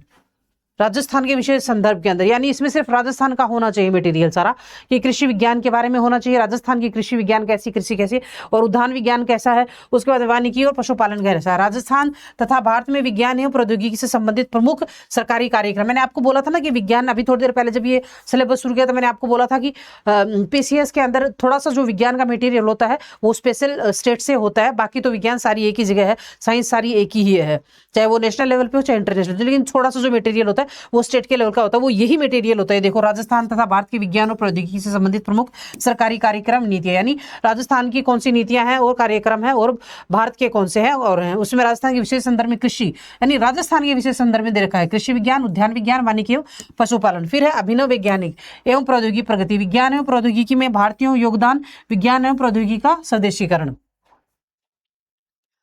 तार्किक विवेचन, ये सिर्फ प्रीलिम्स के अंदर ही है। बाकी अब तक जो मैंने आपको सब्जेक्ट करवाए हैं ना, ये मेंस में भी आपके यहाँ हैं। मतलब आप मेंस और प्रीलिम्स की दोनों के एक साथ कर सकते हो। अलग अलग आप मेंस के अलग से पढ़ रहे हो, कुछ जो सब्जेक्ट आपके प्रीलिम्स में और मेंस में दोनों है ना, उनको एक साथ कंप्लीट करो। अगर आप अलग अलग पढ़ोगे तो दो जगह टाइम लगेगा, दो जगह एनर्जी लगेगी, क्यों फालतू इतना परेशान होना है। तो एक ही जगह तैयारी करो। लेकिन जो सब्जेक्ट ओनली प्रीलिम्स में उनको ओनली प्रीलिम्स में पढ़ो, जो मेंस में ओनली उनको ओनली मेंस में जाके पढ़ना जब आपका प्रीलिम्स क्लियर हो जाएगा। तो ये वाला जो सब्जेक्ट है तार्किक विवेचन और मानसिक योग्यता, ये सिर्फ ओनली प्रीलिम्स में है, मेंस के अंदर नहीं है। तो इसके अंदर आप 20 क्वेश्चन आते हैं, 10 आते हैं तार्किक मानसिक योग्यता के और 10 आते हैं तार्किक विवेचन के। तो 20 क्वेश्चन इसके अंदर आते हैं, मैक्सिमम 20 आते हैं, 17 मिनिमम 16 या 17, मैक्सिमम 20 आते हैं। डिपेंड करता है कि आरपीएससी को क्या पसंद आता है। तो आपको उसी हिसाब से तैयारी करनी है। तो इसमें है तार्किक दक्षता, निगमनात्मक, आगमनात्मक और अपवर्तनात्मक। कथन एवं मान्यता, ये इजी, ये जो रीजनिंग है ये इजी है, इसके आप आराम, रीजनिंग के तो सारे क्वेश्चन आप करके आराम से आ सकते हो। जिसे मैथ्स के अंदर कुछ भी नहीं आता है ना, वो भी रीजनिंग के क्वेश्चन तो करके आ ही सकता है। तो कथन एवं तर्क, कथन एवं निष्कर्ष, कथन एवं कार्यवाही, विश्लेषणात्मक, तर्क संगतता, विवेचनात्मक, तर्क क्षमता है। फिर है मानसिक योग्यता के अंदर संख्या, अक्षर, अनुक्रम, कुटवाचन, कोडिंग, डिकोडिंग, संबंधों से संबंधित समस्याएं, दिशा विज्ञान परीक्षण, तार्किकता, वेन आरेख, रैंकिंग एवं बैठक व्यवस्था, आकार और उनके उपविभाजन। तो यहां तक तो आप आराम से कर सकते हो, ये वाला जो है ये रीजनिंग का है, ये वाला पोर्शन, मानसिक योग्यता और ये तार्किक क्षमता। तो ये तो आप आराम से कर सकते हो, रीजनिंग ज्यादा हार्ड नहीं है, आराम से सीख सकते हो। अगर नहीं भी आती है ना, जिसको रीजनिंग बिल्कुल भी नहीं आती, जीरो लेवल पे भी है, वो भी 10-15 दिन में पूरी रीजनिंग का जो 10 क्वेश्चन या 8 क्वेश्चन जितने भी आएंगे वो रीजनिंग के आराम से कर सकता है सोल्व, और सीख भी सकता है। जिसे नहीं भी आता है ना, जिसे जीरो लेवल पे आती है, वो भी सीख सकता है। फिर आधारभूत संख्यात्मक स्तर, ये हो गई यहाँ से मैथ शुरू। अनुपात, समानुपात, साझा, लाभ और हानि, यहाँ प्रतिशत, साधारण एवं चक्रवर्ती ब्याज, समतलीय चित्रों के परिमाप एवं क्षेत्र, आंकड़ों का विश्लेषणात्मक सारणी, दंड, आरेख, रेखीय आलेख, पाई चार्ट, और माध्यम, समानांतर, गुणात्मक, हरात्मक और माध्यमिक तथा बहुलक। फिर है क्रम संचय और संचयन, प्रायिकता और सरल तथा समस्याएं, समसामयिक घटनाएं, समसामयिक घटनाएं मुद्दे। ये जो पोर्शन है ये आपके मेंस में भी होगा, मतलब जो करंट है वो प्रीलिम्स में भी है और मेंस में भी है। तो इसको आपको इस तरीके से पढ़ना है कि आपका मेंस में हो जाए और प्रीलिम्स भी हो जाए, है। तो एक साथ में, मतलब जो काम एक साथ हो रहा है उसको एक साथ में सलटाना है, फालतू की बोधरेशन नहीं पालनी है, आराम से कूल और काल्म और चिल्ल होकर तैयारी करनी है, सरदर्द लेके नहीं, पागल होके नहीं घूमना है, आराम से करना है सब कुछ, है। बहुत टाइम होता है, 24 घंटे में से अगर आप 8 घंटे पे फोकस्ड होके पढ़ लो ना, फोकस्ड होके, अपने आप में 1 महीने बाद में परिवर्तन देखना। आप ये काम एक बार करके देखो कि 24 घंटे होते हैं, 24 घंटे में से सिर्फ और सिर्फ 8 घंटे आप फोकस्ड होके पढ़ो। मतलब उस वक्त सिर्फ और सिर्फ आपका जो दिमाग है वो किताब में होना चाहिए, सिर्फ आप हो, किताब है, बाकी कोई नहीं है, ठीक है। ना मोबाइल है, ना रिश्तेदार है, ना कोई तुम्हारा दोस्त है, ना कोई अड़ोस पड़ोस में कोई बैठा हुआ है, कोई कुछ नहीं जानते, सिर्फ आप जानते हो किताब को, किताब जानती है आपको। सिर्फ 8 घंटे दो और 1 हफ्ते बाद में अपने आप में परिवर्तन देखना। 8 घंटे में जो पढ़ा है ना वो आपको इस तरीके से याद होना चाहिए। अगर सपने में भी पूछा जाए ना कि आप मुझे ये बताओ, तो आप वो भी बताओ। बस 8 घंटे फोकस्ड हो, है। उसके बाद में अपने आप में 1 हफ्ते के अंदर भी जो परिवर्तन आप देखोगे ना, कमाल होगा वो परिवर्तन, है। और अगर आपको ऐसा लगता है मैं गलत बोल रही हूँ तो कमेंट बॉक्स में आप बता देना कमेंट करके कि मैडम आपने ये बात गलत बोली थी, है। 8 घंटे, बाकी 16 घंटे चाहे आप 8 घंटे फोकस्ड होकर पढ़ लो, 8 घंटे आप सो लो, बाकी 8 घंटे आप पुछारे मार लो, आपको कोई नहीं पूछेगा। 8 घंटे आप मोबाइल चलाओ, आप मस्ती करो दोस्तों के साथ, आप रिश्तेदारों के साथ कलेश करो, आपको जो करना है वो करो, है। लेकिन कम से कम आप 8 घंटे फोकस्ड रहोगे, सिर्फ 1 हफ्ते दो, उसके बाद में 1 हफ्ते तक पढ़ो, उसके बाद में अपने आप में परिवर्तन देखना। और वही 8 घंटे अगर कंटिन्यू आपने 1 महीने कर ली तो फिर 1 महीने बाद अपने आप में परिवर्तन देखना, और 1 साल कर लिया तो उसके बाद में आप परिवर्तन देखना। और अगर मैं झूठ बोल रही हूँ तो कमेंट बॉक्स में कमेंट करके बता देना कि मैडम आप झूठ बोल रही थी। इधर आ जाओ, समसामयिक घटनाएं एवं मुद्दे, करंट अफेयर, महत्वपूर्ण व्यक्ति, स्थान और प्रासंगिक समसामयिक मुद्दे। करंट अफेयर के अंदर जो व्यक्ति हैं, स्थान है, जो चर्चा में रहे, और प्रासंगिक मुद्दे कौन से थे जो चर्चा में रहे। कल्याण और विकास से संबंधित नई योजनाएं, कार्यक्रम और पहल, है। कौन कौन सी योजनाएं हैं और कार्यक्रम है, पहल है, जो प्रेजेंट टाइम में मुद्दों में रहे हैं। फिर है प्रमुख आर्थिक और राजनीतिक घटनाक्रम। आर्थिक और राजनीतिक घटनाक्रम मतलब घटनाक्रम तो सारे ही करंट अफेयर के सारे जो आपके सिलेबस में सब्जेक्ट है ना, उन सब्जेक्टों से रिलेटेड जो भी घटनाएं घट रही हैं उन सबको आपको याद होनी चाहिए, चाहे वो हिस्ट्री से रिलेटेड हो, इकोनॉमी से रिलेटेड हो, और चाहे साइंस से रिलेटेड हो, और चाहे क्या कहते हैं वो भूगोल से रिलेटेड हो, सारी याद होनी चाहिए आपको, है। क्योंकि ये तो यूपीएससी का पैटर्न है, लेकिन पीसीएस भी इसी हिसाब से चल रहा है फिलहाल। तो देख लो सिलेबस। खेल और क्रीड़ा से संबंधित महत्वपूर्ण घटनाएं और उपलब्धियां, प्रमुख पुरस्कार, कौन से पुरस्कार अभी फिलहाल मिले हुए हैं, प्रकाशन और प्रतिष्ठित लेखक कौन कौन से, राजस्थान सार्वजनिक परीक्षा भर्ती के अनुचित साधनों को रोकथाम के लिए जो अधिनियम 2022 लाया गया, ये जो बहुत ज्यादा नकल हो रही थी, इसके लिए जो अनुचित साधनों के लिए जो अभी एक्ट लिया गया, अधिनियम लाया गया वो है। अब ये हो गया आपके प्रीलिम्स का सिलेबस, है। आप इसको आप अच्छे से देख लेना, समझ लेना, पढ़ लेना, है। और अगर आप बहुत ज्यादा बिजी हो, आपको नहीं टाइम है, तो मैंने सिंपल सा तरीका, चाहे आप कुछ भी काम करो, ब्लूटूथ डालो कान में, सुन लो, 1 बार नहीं ना, 2 बार सुनो, 3 बार सुनो, 4 बार सुनो। कोई पढ़ाई में होशियार नहीं होता है, कोई पढ़ाई में कमजोर नहीं होता है। बस फर्क इतना आता है, किसी का कैच पावर ऐसा होता है कि 1-2 बार में कैच कर लेता, किसी का ऐसा होता है 4-5 बार में कैच कर लेता। तो आपको अपनी क्षमताओं का पता है कि मेरी क्षमता ऐसी है, तो आप उस हिसाब से कर लो, क्या समस्या है उसके अंदर। आप सक्सेस तो हो जाओगे ना, साम दाम दंड भेद, सक्सेस तो हो गए ना, चाहे आप 2 बार पढ़ के सक्सेस हुए और चाहे 5 बार पढ़ के सक्सेस हो गए ना, बस ठीक है। अब शुरू करते हैं मेंस की, आरएस मेंस सिलेबस। अब जैसा कि मैंने आपको पहले भी बताया था कि कुछ सब्जेक्ट ऐसे हैं जो प्रीलिम्स में और कुछ सब्जेक्ट ऐसे हैं जो दोनों में है, और कुछ सब्जेक्ट ऐसे हैं जो सिर्फ मेंस में। तो अभी मेंस का, प्रीलिम्स का मैंने आपको करा दिया, अभी कराने जा रही हूँ मेंस का। ये देखो, पहले राजस्थान का इतिहास, कला, संस्कृति, साहित्य, परंपरा एवं धरोहर, है। प्रागैतिहासिक संस्कृति, विभिन्न ऐतिहासिक स्थल है, उनका महत्व। फिर राजस्थान के विभिन्न शासकों की राजनीतिक और सांस्कृतिक उपलब्धियां 18वीं शताब्दी तक। प्रागैतिहासिक संस्कृति कैसी थी हमारी, विभिन्न ऐतिहासिक स्थल कौन से हैं जो प्राचीन काल से थे, उनका महत्व क्या है, प्रेजेंट टाइम में जो प्राचीन काल के जो स्थल थे उनका महत्व क्या है, वो पढ़ना है। फिर राजस्थान के विभिन्न शासकों की राजनीतिक और सांस्कृतिक उपलब्धियां, जो हमारे राजस्थान के विभिन्न राजवंश थे, उनके राजनीतिक और सांस्कृतिक उपलब्धियां कौन सी थी 18वीं शताब्दी तक की। फिर राजस्व और एवं प्रशासनिक व्यवस्थाओं एवं बदलता स्वरूप, राजस्व एवं प्रशासनिक व्यवस्थाओं का बदलता स्वरूप, मतलब पहले राजनीति प्रशासनिक और राजस्व व्यवस्था अलग थी, अभी उनका स्वरूप बदल रहा है। देखिए ऐसा है, टाइम के अकॉर्डिंग सारी चीजें बदलती, कुछ भी पहले जैसा नहीं रहता है, कुछ भी नहीं रहता है। परिवर्तन, गीता में लिखा हुआ है, परिवर्तन संसार का नियम है, और ये सच है। परिवर्तन हर चीज में होगा। आप 2 साल पहले जैसे थे वैसे आज आप नहीं हो। और कोई भी चीज जो 2 साल, मेरे पापा के टाइम में रेडियो था, आज रेडियो नहीं है। कहाँ मिलेगा रेडियो? आज रेडियो म्यूजियम में मिलेगा, है, किसी के घर में रेडियो नहीं मिलेगा, है। और जो चीजें अब हैं वो आपके आगे वाली जनरेशन है ना, उसके टाइम में म्यूजियम में मिलेंगी, है। तो परिवर्तन, ये बताने का मतलब ये राजस्व और प्रशासनिक व्यवस्था एवं बदलता स्वरूप, इनका जो स्वरूप बदला है ना राजस्व और प्रशासनिक व्यवस्थाओं का, जो हम यहाँ इस टॉपिक के अंदर पढ़ेंगे, इसलिए मैंने आपको एग्जांपल दिया है। फिर है 19वीं-20वीं शताब्दी, 19वीं और 20वीं शताब्दी के अंदर कौन कौन सी घटनाएं घटी भारत के इसके इतिहास के अंदर। किसके इतिहास के अंदर? इकाई राजस्थान के एक मिनट, हाँ, राजस्थान के इतिहास के अंदर 1857 का विद्रोह हुआ, कृषक और जनजातियों आंदोलन, जो हमने प्रीलिम्स में भी देखा, राजनीतिक जागरण, जन आंदोलन और राजव्यवस्था का एकीकरण है। तो इसमें से कुछ हमने प्रीलिम्स में देख लिए हैं। कला और संस्कृति, प्रदर्शनी और ललित कलाएं, कौन कौन सी कलाएं हमारे राजस्थान के प्रदर्शन और ललित कलाओं का ज्यादा फेमस है? हस्तशिल्प, स्थापत्य एवं स्मारक, लोक संगीत, लोक नृत्य, लोक कलाएं, लोक आख्यान, लोक लोक लोक, देखो लोक लोक लोक लोक, ये ऐसे याद हो जाएंगे आपको। देखना, एक शब्द 10 जगह आएगा तो आपको अपने आप ही क्लिक करेगा माइंड में। अगर आप एक बात को 4 बार सुन लेते हो तो फिर क्या कहते हैं, आपको ऐसा लगने लग जाता है हाँ ये मेरी सुनी हुई है। जैसे कि फॉर एग्जांपल एक झूठ है, उसको 10 लोगों ने बोल दिया तो वो झूठ सच लगने लग जाती है। तो अगर आप एक बात को 10 बार सुनोगे तो आपको याद नहीं होगी क्या? फिर वो, मैं खुद ही अपने लेक्चर्स के अंदर एक बात को 3-4 बार बोल देती हूँ, एक ही बात को 3-4 बार समझा देती हूँ, ताकि सामने वाला ज्यादा बार सुनेगा तो उसके दिमाग में क्लिक करेगी। तो मैंने जैसे कि आपको एग्जाम्पल दिया ना कि अगर एक झूठ को भी 10 लोग बोल देते हैं तो ऐसा लगता है कि हाँ ये सच है, वो माइंड में क्लिक कर जाती है। तो सेम सिचुएशन यहाँ पे भी है। तो आप काम की चीजों को 10 बार सुनो ना, फालतू की झूठ को सुनने से, फालतू की बातें सुनने से क्या मतलब? काम की चीजों को 10 बार सुनो जो आपके कैरियर में काम आए। मेले और त्योहार, राजस्थान के मेले कौन से, त्योहार कौन, जनजाति और उनकी परंपराएं, कौन कौन सी जनजातियां हैं राजस्थान में, परंपराएं क्या है? विरासत, राजस्थान की प्रमुख ऐतिहासिक धरोहर एवं प्रमुख पर्यटन स्थल, राजस्थानी भाषा एवं प्रमुख साहित्य कृतियां, राजस्थान की जो भाषा है उसकी प्रमुख साहित्य कृतियां कौन कौन सी है? धार्मिक मान्यताएं, संत एवं लोक देवी देवता। फिर है खंड ब, भारतीय इतिहास एवं संस्कृति। भारतीय इतिहास, ये भारत का इतिहास शुरू हो गया इधर। भारतीय धरोहर, सिंधु घाट, सिंधु सभ्यता से लेकर ब्रिटिश काल तक की भारत की ललित कलाएं, प्रदर्शन कलाएं और वास्तुकलाएं, कलाएं साहित्य। कौन सी कलाएं? ब्रिटिश सिंधु से लेके, सिंधु घाटी सभ्यता से लेके ब्रिटिश काल तक कौन कौन सी कलाएं हैं? ललित कलाएं, प्रदर्शन कलाएं, वास्तुकलाएं, कलाएं कलाएं।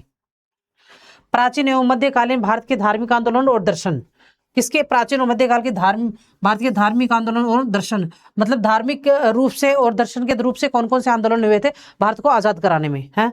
ब्रिटिश नीतियां एवं उनके प्रभाव, देश का राजनीतिक, आर्थिक एवं प्रशासनिक एकीकरण, ब्रिटिश नीतियां उनके प्रभाव, जो अंग्रेज आए थे भारत के अंदर, उन्होंने कौन कौन सी ऐसी नीतियां अपनाई जिसकी वजह से देश का राजनीतिक, आर्थिक और प्रशासनिक एकीकरण हुआ। भारत का राष्ट्रीय आंदोलन, इसके विभिन्न चरण एवं धाराएं, प्रमुख योगदानकर्ता, भारत के राष्ट्रीय आंदोलन, इसके विभिन्न चरण एवं धाराएं, प्रमुख योगदानकर्ता। 19वीं तथा 20वीं शताब्दी में सामाजिक धार्मिक सुधार आंदोलन एवं बौद्धिक जागरण, 19वीं और 20वीं शताब्दी में सामाजिक और धार्मिक सुधार आंदोलन एवं बौद्धिक जागरण। कौन से? धार्मिक सुधार आंदोलन, मतलब जैसे क्या कहते हैं, राजा राम मोहन राय ने किए थे जो है, और विवेकानंद जी ने किए थे, तो उनको हम बोलते हैं धार्मिक सुधार आंदोलन है। और बौद्धिक जागरण, इससे लोगों के अंदर जागरूकता आए कि हाँ हमारे समाज में ये कुरीतियां हैं, कुप्रथाएं हैं, इनको दूर करना चाहिए। और कुछ को तो अंग्रेजों से भी कराया, जैसे सती प्रथा को अंग्रेजों से खत्म करवाया, तो वो वाली चीज इसके अंदर दी हुई है। स्वतंत्र उत्तर भारत, देशी रियासतों का विलय तथा राज्यों का भाषाई स्वतंत्रता के बाद देशी राष्ट्रों का विलय, मतलब देशी, इतने बड़ा जो देश है ये आजाद तो करा लिया है, सबने अपने अपने तरीके से लड़ाइयाँ लड़के, जैसे उदारवादी, क्रांतिकारी या उग्रवादी, या फिर धार्मिक तरीके से, या जनजातियों के, किसानों के आंदोलन से, सारा सब कुछ करके हमने भारत आजाद करा लिया है। लेकिन अब इस देश को इकट्ठा करके एक जगह कैसे रखे? अब इस एक देश को चलाएं कैसे? आजाद तो हो गया, लेकिन अब इसको आगे चलाना भी तो है कि अब इसको राजनीति को जो स्टेबल करके इसको पटरी पे लाना पड़ेगा कि इसकी राजनीति कैसी हो, देश की संविधान बनाना है, इतने बड़े देश का इतने सारे लोगों का संविधान भी बनाना है, और इसको फिर आगे एकीकरण करना, जो इतने बड़े बड़े राज्य बिखरे पड़े हैं, हर कोई अपने आप में डॉन बना घूम रहा है, इसको एक जगह भी तो करना है। तो ये चीज तो देशी रियासतों का विलय, राज्यों का भाषाई आधार पर पुनर्गठन, विज्ञान एवं तकनीकी का विकास, महिला सशक्तिकरण एवं महिला सुधार आंदोलन। फिर खंड आधुनिक विश्व का इतिहास। विश्व का इतिहास ये देखो, ये मेन प्रीलिम्स में नहीं था, ये मेंस के अंदर ही है ये है। तो 1991 ईस्वी तक इसके अंदर है पुनर्जागरण एवं धर्म सुधार। विश्व के आधार, विश्व के अंदर पुनर्जागरण और धर्म सुधार कहाँ से शुरू हुए हैं? तो विश्व के अंदर मतलब ये है कि जो ब्रिटिश थे, हैं, उन्होंने पूरी दुनिया पे राज किया। अपना अकेला भारतीय नहीं जिस पे राज किया, और जिस पे उपनिवेश बनाए उन्होंने और गुलाम बनाया, उन्होंने पूरी दुनिया पे राज किया है। तो उसके आधार पर जो दूसरे दो पुनर्जागरण और धर्म सुधार हुआ विश्व के आधार पर, वो कैसे हुआ? अमेरिका स्वतंत्रता संग्राम, यानी सोचो जो आज इतनी महाशक्ति है पूरे विश्व की, आज जो पूरे क्या कहते हैं जियोपॉलिटिक्स को ऑर्डर कर रहा है, कंट्रोल करके रखता है, जो पूरे जियोपॉलिटिक्स के ऑर्डर को कंट्रोल करके जो आज रख रहा है अमेरिका, वो भी किसी टाइम में गुलाम रहा हुआ है।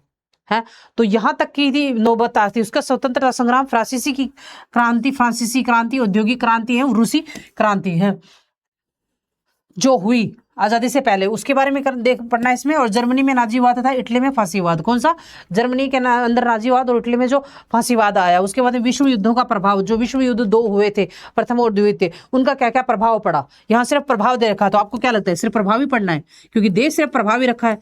अब मेरा तो मन करता है सिर्फ ये प्रभाव पढ़ के जाऊं है, लेकिन प्रभाव नहीं, उसके कारण भी पढ़ने होंगे, और उसकी जो पूरा आगे पीछे का जो सिस्टम, कारण पहले होते हैं, प्रभाव बाद में होते हैं। जब कोई चीज खत्म हो चुकी होती है तब उसका प्रभाव पड़ता है, कारण होने किसी काम के होने से पहले होता है, और फिर वो काम होता है तो वो पूरी प्रोसेस वो भी होती है।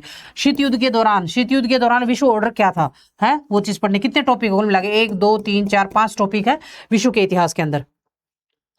फिर है अर्थव्यवस्था, है ये प्रीलिम्स में भी है सब्जेक्ट।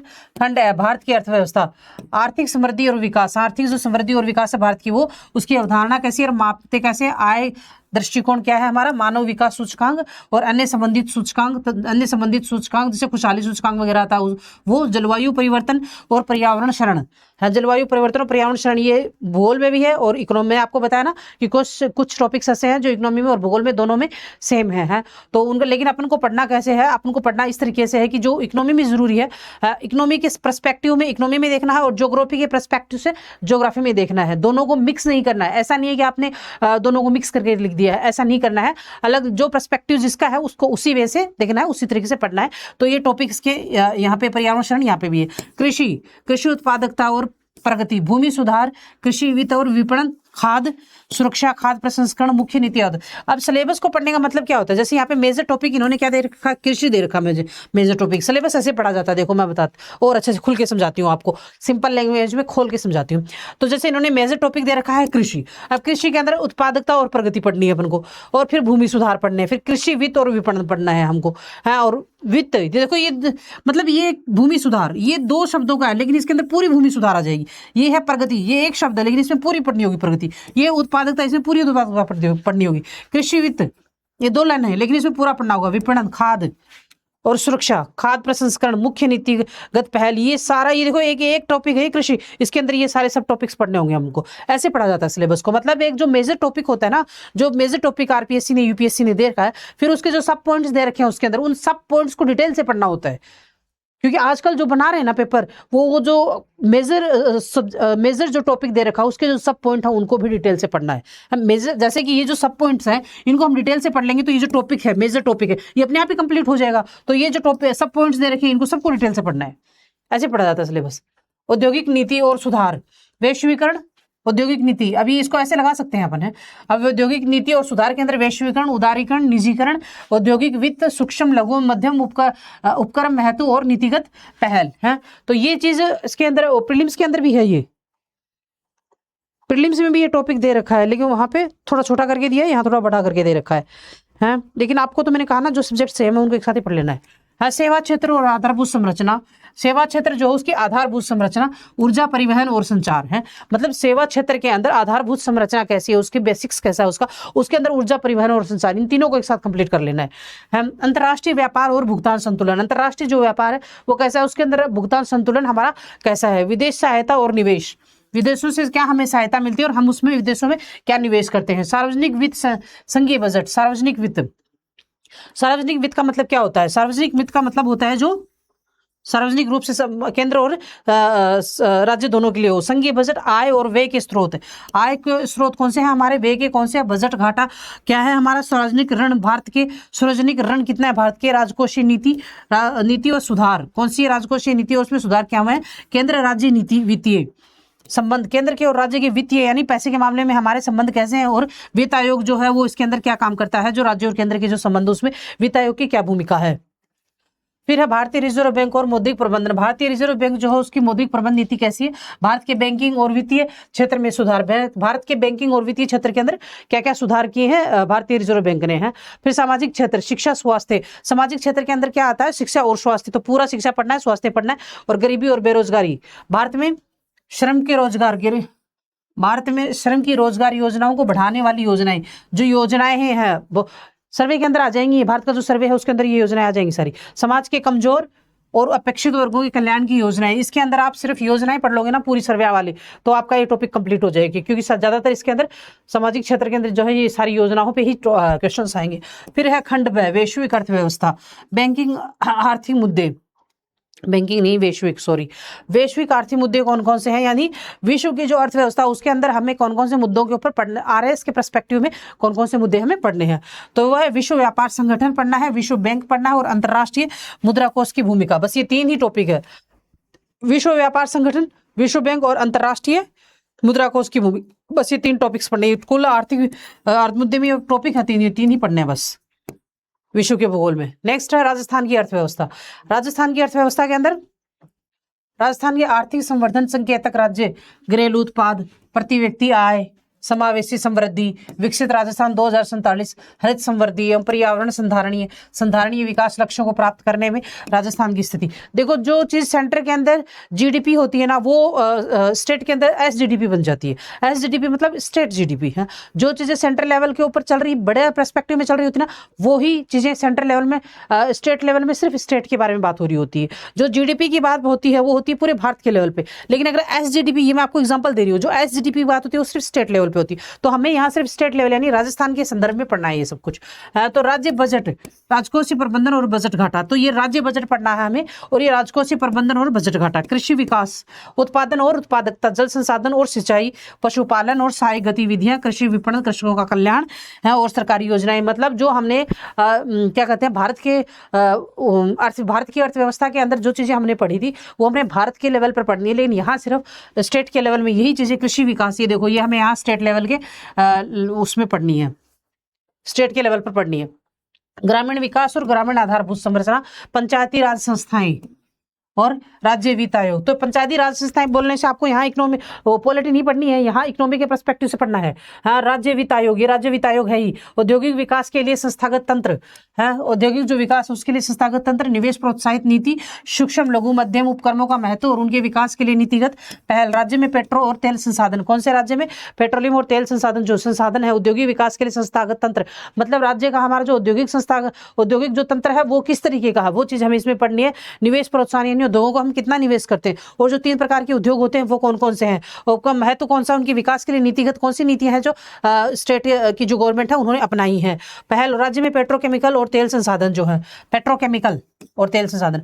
आधारभूत संरचना का विकास, जो अपने राजस्थान उसकी जो आधारभूत संरचना है उसका विकास कैसा है, तो ऊर्जा और परिवहन, सार्वजनिक व निजी सहभागिता परियोजनाएं, बाहरी सहायता के वित्त पोषित राज्य परियोजनाएं हैं। मानव संसाधन विकास, स्वास्थ्य और शिक्षा, बेरोजगार और गरीबी, रोजगार सृजन और गरीबी निवारण की योजनाएं। सुशासन और सार्वजनिक सेवाओं को प्रभावित करने के लिए डिजिटल रूपांतरण, क्या करना, सुशासन और सार्वजनिक सेवाओं को प्रभावी रूप से प्रदान करने के लिए, मतलब अच्छे तरीके से हम इन सुविधाओं को प्रदान करें, किसको, सुशासन और सार्वजनिक सेवाओं को, तो उसके लिए डिजिटल रूप अपनाना, ये चीज इसका एक टॉपिक है। अनुशासन, अनुसूचित जाति, अनुसूचित जनजाति, पिछड़ा वर्ग, अल्पसंख्यकों, दिव्यांगजनों, निराश्रित महिलाओं, बच्चों और वृद्धाजनों कल्याणों के लिए राज्य सरकार की मुख्य योजनाएं कौन कौन सी हैं, तो इसके अंदर जो योजनाएं हैं जो ज्यादा करके आप सर्वे से पढ़ सकते हो। हैं अगर ये जो राजस्थान का जो अर्थव्यवस्था है वो ज्यादा करके क्वेश्चन पढ़ेंगे सर्वे से और बजट से, बस आप सर्वे बजट कर लेना, ऑलमोस्ट आपके अर्थव्यवस्था जो है राजस्थान की कंप्लीट हो जाएगी। ये जो सारी आएंगी ना, ये उसी में से आएंगी, जो भी अनुसूचित जनजाति वाली जो भी योजनाएं हैं वो सारी सर्वे से ही आएंगी। ये जो सब्जेक्ट है ये ओनली मेंस के अंदर है, समाजशास्त्र, प्रबंधन, लेखांकन और आकांक्षण। ये सिर्फ इसके अंदर है, इसका विटेज कम है, मतलब कहने का सारांश ये है कि ये कम नंबर के हैं लेकिन हैं ये सब्जेक्ट, हमें इनको पढ़ना है। देखो आरएस के मेंस के अंदर 4 पेपर होते हैं, एक दिन में 2 पेपर होते हैं, तो 4 पेपर होते हैं। हाँ, और जो चौथा पेपर होता है वो सब्जेक्ट का होता है, हिंदी और इंग्लिश का होता है। अब तो उसके अंदर निबंध भी ऐड कर दिया, पहले निबंध 3 था, अब जो अपडेट हुआ है सिलेबस में इसमें कर दिया। तो आपको अगर एक दिन के अंदर 2 पेपर देने तो अपनी मेंटेलिटी इस हिसाब से रखनी है कि आप टेंशन में ना हो, स्ट्रेस में ना हो, बिल्कुल फ्रेश मूड से आपको मतलब अपने आप को शुरू से ही इस तरीके से ऐसे टाइम टेबल में ढालना है कि हमें 2 पेपर देने हैं और बिल्कुल कूल काल्म होके देने हैं। और खाने पीने की कुछ हल्की चीज़ें खानी, ऐसा नहीं कि अपने पेट भर के खा लिया और फिर वोमिटिंग वगैरह होती फिर, क्योंकि खाली पेट होता है ऐसा। तो अपने आप को उस तरीके से ढांचे में ढालना है, क्योंकि मेंस बहुत ज़्यादा इंपॉर्टेंट रोल, अहम रोल अदा करता है इस पेपर के अंदर, क्योंकि जो मेरिट आपकी बनेगी वो मेंस के आधार पर ही बनेगी। प्रीलिम्स जो होता है वो सिर्फ इसलिए होता है कि आपको ये देखना है कि आप इसके इस लायक हो क्या, मेंस में जाने लायक हो क्या। उसकी जो मेरिट आती है ना प्रीलिम्स की, वो सिर्फ पासिंग मेरिट होती है कि हाँ आप इस मेंस के लायक हो हैं। उसका जो रैंकिंग होती है ना डिसाइड करने की कि आपको कौन सी रैंकिंग मिलेगी इस सर्विस के अंदर, उस पर कोई रोल नहीं है प्रीलिम्स का है। वो सिर्फ आपको जितना ये क्वालिफाई करना है कि आप मेंस में जाने लायक हो। लेकिन मेंस जो एग्जाम होता है इसके जो नंबर होते हैं वो ये डिसाइड कर देते हैं कि आपको कौन सी रैंकिंग मिलेगी। अगर इंटरव्यू में आपके नंबर थोड़े बहुत कम ज़्यादा भी हो गए ना तो भी कोई समस्या नहीं है। लेकिन अगर मेंस में आपके नंबर अच्छे हैं ना, अगर आपने मेंस में अच्छा परफॉर्म कर लिया तो आपको इंटरव्यू पे डिपेंड रहने की जरूरत नहीं पड़ेगी। इंटरव्यू में वो कम ज़्यादा हो जाएंगी तो भी चल जाएगा, लेकिन मेंस जो है वो आपका रैंक डिसाइड कर देगा। हाँ, तो मेंस जो पेपर है वो ज़्यादा अहम रोल निभाता है इसके अंदर, क्या कहते हैं, रैंकिंग के अंदर। आपकी जो रैंकिंग मिलेगी पीसीएस के अंदर, प्रशासनिक सेवा में राजस्थान में, उसमें जो मेन रोल है वो मेंस का है। हाँ, इंटरव्यू का भी इतना नहीं है। इंटरव्यू में ठीक अगर आपने मेंस अच्छा परफॉर्म कर दिया ना तो इतना रोल इंटरव्यू नहीं रखता है। तो अब मेरे कहने का सारांश सिर्फ इतना सा है कि आपको अपना 100% फोकस है वो मेंस पे रखना है। प्रीलिम्स अपने आप क्लियर हो जाएगा। अगर आपका मेंस स्ट्रॉन्ग होगा तो प्रीलिम्स अपने आप क्लियर हो जाएगा, कोई नहीं रोक सकता है। पासिंग मार्क्स पिछले साल जो प्रीलिम्स की मेरिट रही थी वो 50% रही थी, यानी 200 में से प्रीलिम्स के अंदर 200 मार्क्स का होता है, उसमें से आपको 100 मार्क्स लेके आने हैं। तो अगर आप मेंस क्लियर कर लोगे तो प्रीलिम्स हो जाएगा है। लेकिन आपकी जो रैंकिंग डिसाइड करेगी, मैटर रखती है रैंकिंग। अगर आप में इतनी काबिलियत है कि आप मेंस तक पहुंच सकते हो तो मैटर रखती है आपकी रैंकिंग, कि आपको कौन सी रैंकिंग मिली है। हाँ, तो रैंकिंग मेरे कहने का सारांश ये है कि 100% फोकस अपना मेंस के ऊपर दो, अपनी क्या कहते हैं आंसर राइटिंग पर दो, अपनी जो आंसर राइटिंग लिखने की जो स्किल है इसको डेवलपमेंट करो कि हाँ मैं इस तरीके से लिख रहा हूँ। हाँ, और इसका ये आंसर हो, क्वेश्चंस को ठीक से समझना है, ठीक से पढ़ना है कि सामने वाला हमसे क्या चाहता है, क्या पूछना चाह रहा है। तो मैं ये कहना चाहती हूँ कि फोकस पूरा जो है अपना 100 में से 100% मेंस पे रखना। अगर आपका मेंस अच्छा गया है ना तो आपको इंटरव्यू में नहीं अटका सकते। हाँ, इंटरव्यू का थोड़ा बहुत ऊपर नीचे फर्क पड़ सकता है, लेकिन इतना रोल अहम रोल जो है वो इंटरव्यू भी नहीं रखता जितना मेंस रखता है। मेंस बहुत ज्यादा रोल रखता है। तो इधर आ जाइए। हाँ, तो मैं ये बोल रही थी कि ये 3 कम विटेज वाले हैं ये, लेकिन हैं अब हैं तो हमको एग्जाम के अंदर क्या होता है, मेंस में 1-1 2-2 नंबर से भी लोगों की रैंकिंग रह जाती है। तो हमें तो एक बूंद बूंद से घड़ा बढ़ता है ना, वैसे एक और आधे नंबर की जो वैल्यू होती है ना वो भी हमें पता होनी चाहिए। हमारे लिए वो भी वैल्यूएबल है, क्योंकि ये वो जो एग्जाम है जो आधे नंबर से भी अगर आप आगे पीछे रह गए तो आपको आपकी रैंकिंग में इतना फर्क ला देगा कि बाद में आप ये सोचोगे कि अगर मैं इतना सा और कर लेता तो मैं भी आज वहां होता। तो उस रेग्रेशन में जाने से बेटर है कि आप फोकस होके पढ़ो। है, तो ये जो सब्जेक्ट है ये कम विटेज वाले हैं, लेकिन आप वही है ना, बूंद बूंद से घड़ा बढ़ता है। तो आप फोकस, आपको ये नहीं सोचना है कि कम विटेज वाले में छोड़ दूं, नहीं, आपके लिए हर सब्जेक्ट इंपॉर्टेंट है और हर नंबर इंपॉर्टेंट है, हर मतलब एक शब्द इंपॉर्टेंट है मेंस का, क्योंकि आपका वो रैंक डिसाइड कर देगा।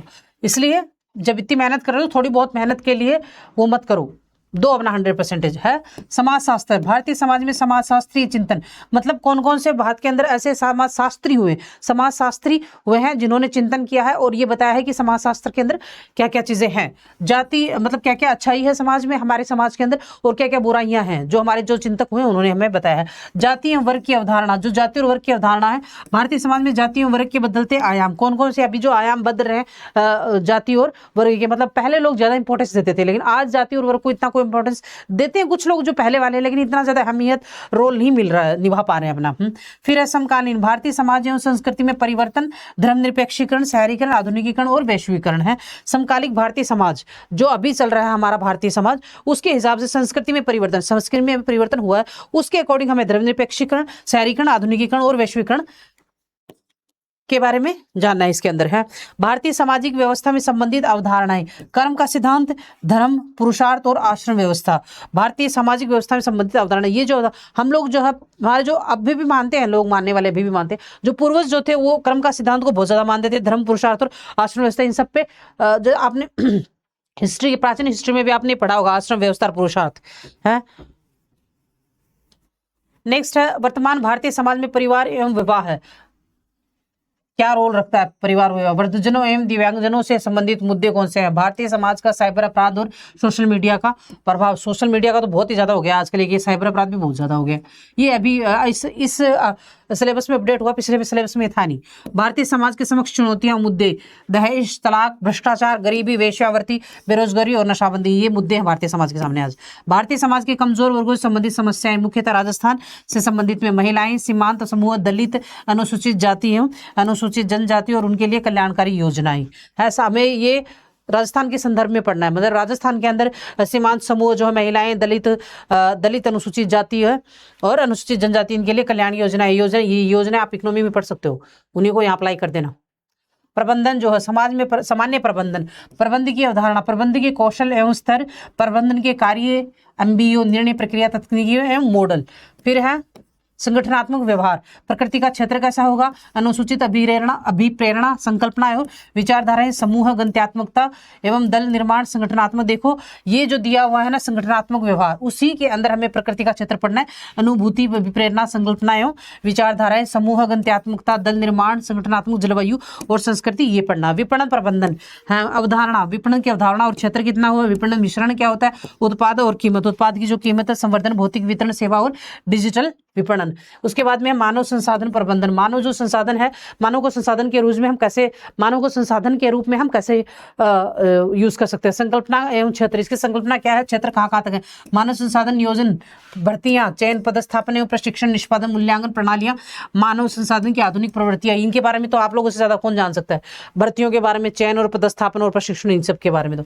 अच्छा, रणनीतिक प्रबंधन, संकल्पना का एवं क्षेत्र, रणनीति प्रबंधन जो उसमें संकल्पना एवं क्षेत्र, व्यवसायिक वातावरण एवं स्वॉट विश्लेषणात्मक रणनीति, निरूपण एवं क्रियात्मक रणनीति, नियंत्रण एवं मूल्यांकन। फिर लेखांकन एवं कांक्षण, ये तीन सब्जेक्ट हैं ये एक ही पेपर के अंदर। लेखांकन का सैद्धांतिक आधार, सामान्य मान्य लेखा सिद्धांत एवं आधारभूत लेखांकन अवधारणा का सैद्धांतिक आधार। लेखांकन का सैद्धांतिक आधार सामान्य मान्य लेखा सिद्धांत हो, आधारभूत लेखांकन की अवधारणा है। लेखांकन का मानक, लेखांकन मानकों का आधारभूत ज्ञान, मतलब आधारभूत यानी बेसिक्स ज्ञान लेखांकन का है। कंपनी के वित्तीय विवरण, यानी आप किसी वित्तीय विवरणों, किसी कंपनी में काम करते हो तो उसका वित्तीय विवरण कैसे करोगे, वित्तीय विवरणों के विश्लेषण की तकनीकी, कौन कौन सी तकनीकों से आप उनका विश्लेषण कर सकते हो। और रोकड़ प्रवाह का विवरण, मतलब पैसों का जो पैसे जो आ रहे हैं जा रहे हैं उसका प्रबंधन कैसे होगा। सामाजिक लेखांकन, मतलब उसका जो रिकॉर्ड रखते हैं वो कैसा होगा। उत्तरदायित्व का लेखांकन और आधारभूत ज्ञान, उसका जो उत्तरदायित्व उसका लेखांकन करना है और आधारभूत ज्ञान उसके बारे में होना जरूरी है। फिर कंप्यूटरीकृत लेखांकन, यानी कंप्यूटर से जो लेखांकन होता है ना, जो आजकल के लिए कंप्यूटर में रिकॉर्ड रखते हैं। जैसे कि आप जाओगे, आप बोलोगे मेरा आधार कार्ड नंबर ये है, वो आपका आधार कार्ड नंबर डालेगा ठक ठक ठक और उसमें आपकी पूरी जन्म कुंडली बता देगा। उसको बोलते हैं कंप्यूटरीकृत सॉफ्टवेयर पैकेज, कंप्यूटरीकृत लेखांकन है। ये मैंने आपको एग्जांपल दिया है आधार कार्ड वाला, विशेषताएं और सॉफ्टवेयर पैकेज। वस्तु एवं सेवा कर का आधारभूत ज्ञान है, GST का आधारभूत ज्ञान, ये तो आपको उसमें इकोनॉमी में पढ़ा होगा आपने। आकांक्षण का अर्थ तथा उद्देश्य, आकांक्षण का अर्थ क्या है, आकांक्षण का और उद्देश्य क्या है। आकांक्षण कार्यक्रम की कौन कौन से आकांक्षण के, सामाजिक निष्पादन एवं दक्षता, आकांक्षण का आधारभूत ज्ञान। सरकारी आकांक्षण का प्रारंभिक ज्ञान, मतलब सरकारी जो आकांक्षण उसका प्रारंभिक ज्ञान पता होना चाहिए। और निष्पादन एवं दक्षता आकांक्षण का आधारभूत ज्ञान, यानी बेसिक्स नॉलेज उसका इसके अंदर हमें पढ़ना होगा। उसके बाद में आकांक्षण कार्यक्रम, कौन कौन से कार्यक्रम आकांक्षण के लिए किए गए हैं अब तक। फिर ये है प्रश्न पत्र नंबर 2। अभी जो हमने पढ़ा हुआ था प्रश्न पत्र फर्स्ट, मतलब मैंने आपको बताया ना कि एक दिन के अंदर 2 पेपर होंगे और 2 दिन के अंदर 4 पेपर हो जाएंगे। 4 ही पेपर मेंस के अंदर होते हैं। तो यह है सामान्य ज्ञान एवं सामान्य अध्ययन। इसके अंदर आता है प्रशासनिक नीति शास्त्र, यह आता है प्रशासनिक नीति शास्त्र, यानी जो हमारे इथिक्स होंगे, मतलब हर एक सर्विस के अलग अलग इथिक्स होते हैं। तो जो आप प्रशासनिक सेवा में जा रहे तो वहाँ के जो इथिक्स होंगे वो हमें इसके अंदर पढ़ने हैं। तो नीति शास्त्र एवं मानवीय मूल्य, महापुरुषों, समाज सुधारकों तथा प्रशासकों के जीवन से प्राप्त शिक्षा, परिवार, सामाजिक एवं शैक्षणिक संस्थाओं का मानवीय मूल्यों को विकसित करने में योगदान। मतलब नीति शास्त्र एवं मानव मूल्य, महापुरुषों की जो कहानियां हैं वो हमें कैसे समाज सुधारक जो वो हमें क्या शिक्षा देती है, प्रशासकों की जो जीवन के है वो हमें क्या शिक्षा देती है, परिवार सामाजिक और शैक्षणिक संस्थाओं का मानवीय मूल्यों को विकसित करने में योगदान जो हमें, देखो महापुरुषों समाज सुधारकों और प्रशासकों की जीवन स्टोरियां जो वो हमारे परिवार और समाज को शैक्षणिक शिक्षा कैसी देती हैं, बस ये है ये है। नैतिक संप्रत्यय रत और ऋण क्या होता है, कर्मवाद से प्रेरणा, कर्तव्य की अवधारणा, हाँ शुभ एवं सद्गुण की अवधारणा, शुभ और सद्गुण क्या होता है, क्रमवाद से प्रेरणा मतलब जैसी करनी वैसी भरनी वाली ये है। निजी एवं सार्वजनिक संबंधों में नीति शास्त्र की भूमिका, मतलब निजी संबंधों में और हम कितने ईमानदार हैं, हम कितने जवाबदेही हैं, क्या कहते हैं उसमें सार्वजनिक संबंधों के अंदर हम ये चीज़ है इसमें भूमिका। सत्यनिष्ठा ये देखी है, निष्पक्षता और असंदिग्धता का दार्शनिक आधार, उदार और समाज पारदर्शिता, मीडिया और नौकरशाही। मतलब निजी और सार्वजनिक संबंधों में नीति शास्त्र की भूमिका, उसके नीति शास्त्र की भूमिका हिसाब से हमें सत्यनिष्ठा कितनी है और हम निष्पक्ष कितने हैं, संदिग्धता का दार्शनिक आधार क्या है, उदार समाज, पारदर्शिता, मीडिया और नौकरशाही। फिर है भगवत गीता का नीति शास्त्र एवं प्रशासन में इसकी भूमिका। भगवत गीता जो है उसकी नीति शास्त्र में क्या भूमिका है, गांधी का नीति शास्त्र क्या है, भारतीय व विश्व के नैतिक चिंतकों और दार्शनिकों का योगदान, जो नैतिक चिंतक हुए ना और दार्शनिक हुए उनके बारे में पढ़ना है इसमें। प्रशासन में नैतिक चिंता, द्वंद्व और चुनौतियां, प्रशासनिक निर्णय में कृत्रिम बौद्धिकता बनाम अंतर्विवेक, नैतिक निर्णय प्रक्रिया, सामाजिक न्याय, मानवीय चिंता, शासन में जवाबदेही, उपकरण परक बौद्धिकता बनाम मूल्य परक बौद्धिकता, उपरोक्त विषयों पर आधारित तथ्य केस अध्ययन, मतलब इसके अंदर केस स्टडी भी करनी होती है नीति शास्त्र के अंदर। वो हमें क्वेश्चन देंगे कि ऐसे ऐसे केस आया है उसको आप कैसे सोल्व करोगे, तो हमें इसके मैं आपको कराऊंगी, लेकिन मैं नहीं पढ़ा रही ना ये, तो मैं तो वो पढ़ा रही हूँ, भूगोल पढ़ा रही हूँ। जो भी आपको नीति शास्त्र पढ़ाएंगे ना वो आपको 2 4 5 केस स्टडी सोल्व करवाएंगे हैं, एग्जांपल देखिए कि ऐसे ऐसे केस स्टडी आएगी, आपको इस हिसाब से इसका स्टडी को समझना है और इसका आंसर इस हिसाब से लिखना है। हाँ तो कराए मतलब जो भी आपको सब्जेक्ट कराएंगे ना वो इन सबको बारे में आपको अच्छे से समझाएंगे। इकाई 2 सामान्य विज्ञान और प्रौद्योगिकी, दैनिक जीवन में ये है रासायनिक विज्ञान, इसके अंदर क्या है, फिजिक्स और केमिस्ट्री भी है।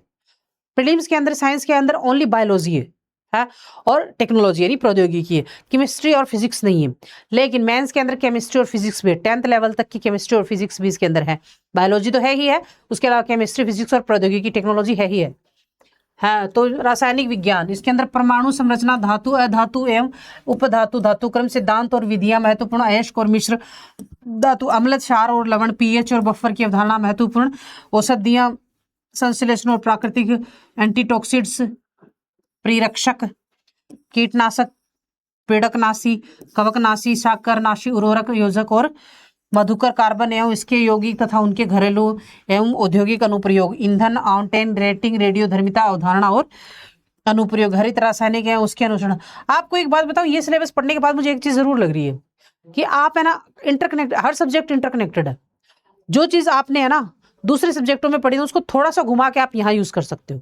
मतलब जो चीजें आपने दूसरे सब्जेक्टों में वो उन चीजों को वहां पे उस पर्सपेक्टिव में रख दो वो जिस सब्जेक्ट में है, और अगर उसी चीज को आपको दूसरे सब्जेक्ट में यूज करनी है तो उसका पर्सपेक्टिव थोड़ा उस सब्जेक्ट में डाल दो जिस सब्जेक्ट में आप उसे यूज कर रहे हो हैं। बाकी इंटरलिंक्ड हैं चीजें सारी। ये बात मैंने क्यों बोली, ये देखिए, ये देख के कीटनाशी, पीड़कनाशी, कवकनाशी ये ज्योग्राफी में है, शाकनाशी, उर्वरक ये सब ज्योग्राफी में है, तो उनको यहाँ उस हिसाब से लिख सकते हो। लेकिन ये केमिस्ट्री तो यहाँ केमिस्ट्री के हिसाब से पढ़ना होगा इसको, लेकिन थोड़ा बहुत यूज कर सकते हो 100 में से 1-2-5%, लेकिन ये केमिस्ट्री के हिसाब से यूज करनी होगी आपको। फिर है दैनिक जीवन में भौतिकी यानी फिजिक्स, गति, कार्य, शक्ति और ऊर्जा, गुरुत्वाकर्षण, प्रकाश है उनके गुण, ऊष्मा, स्थैतिक, धारा, विद्युतिक, मतलब ये तो सब्जेक्ट का नाम दिया हुआ है उन्होंने है।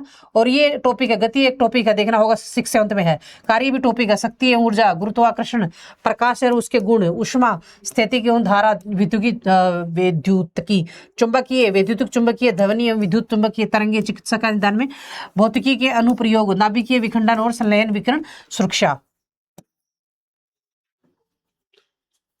ये 10th क्लास तक की फिजिक्स आप कर सकते हो। ये सारे टॉपिक्स के नाम दे रखे हैं इन्होंने, चिकित्सा निदान में भौतिकी के अनुप्रयोग, चिकित्सा विज्ञान में हम भौतिकी को कहाँ उपयोग करते हैं, नाभिकीय विखंडन और संलयन, विकिरण सुरक्षा, कोशिका ये आ गई बायोलॉजी, पादप इसके कार्य, बॉटनी है, पादप यानी बॉटनी आ गई, उनके कार्य एवं उपयोग, पादप पोषण एवं वृद्धि, नियामक कृषि एवं बागवानी के विशेष संदर्भ में पौधों में लैंगिक व अलैंगिक प्रजनन, मानव शरीर क्रिया विज्ञान और मूलभूत अवधारणा, मानव श्वसन, परिसंचरण, उत्सर्जन, प्रजनन, तंत्रिका तंत्र, आहार, पोषण, प्रतिरक्षा रोग, जन स्वास्थ्य हेतु फल, लाभकारी एवं हानिकारक, सूक्ष्म जीवी किण्वन, तकनीकी, जैव प्रौद्योगिकी एवं आनुवांशिक इंजीनियरिंग, बुनियादी अवधारणा और उनके अनुप्रयोग, अनुवांशिकी रूप से संशोधित जीवों के नैतिक, कानूनी और सामाजिक मुद्दे, नूतन प्रतिरोध टीके और तकनीकी, mRNA तकनीकी, कृत्रिम अंग टीके, CSIR।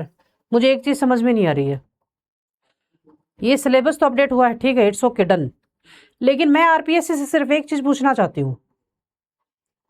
मैं आरपीएससी से ये नहीं पूछना चाहती कि सिलेबस क्या है, मैं आरपीएससी से सिर्फ ये पूछना चाहती हूँ कि सिलेबस में आपने छोड़ा क्या है, कौन सी चीज है जो आपने छोड़ दी है।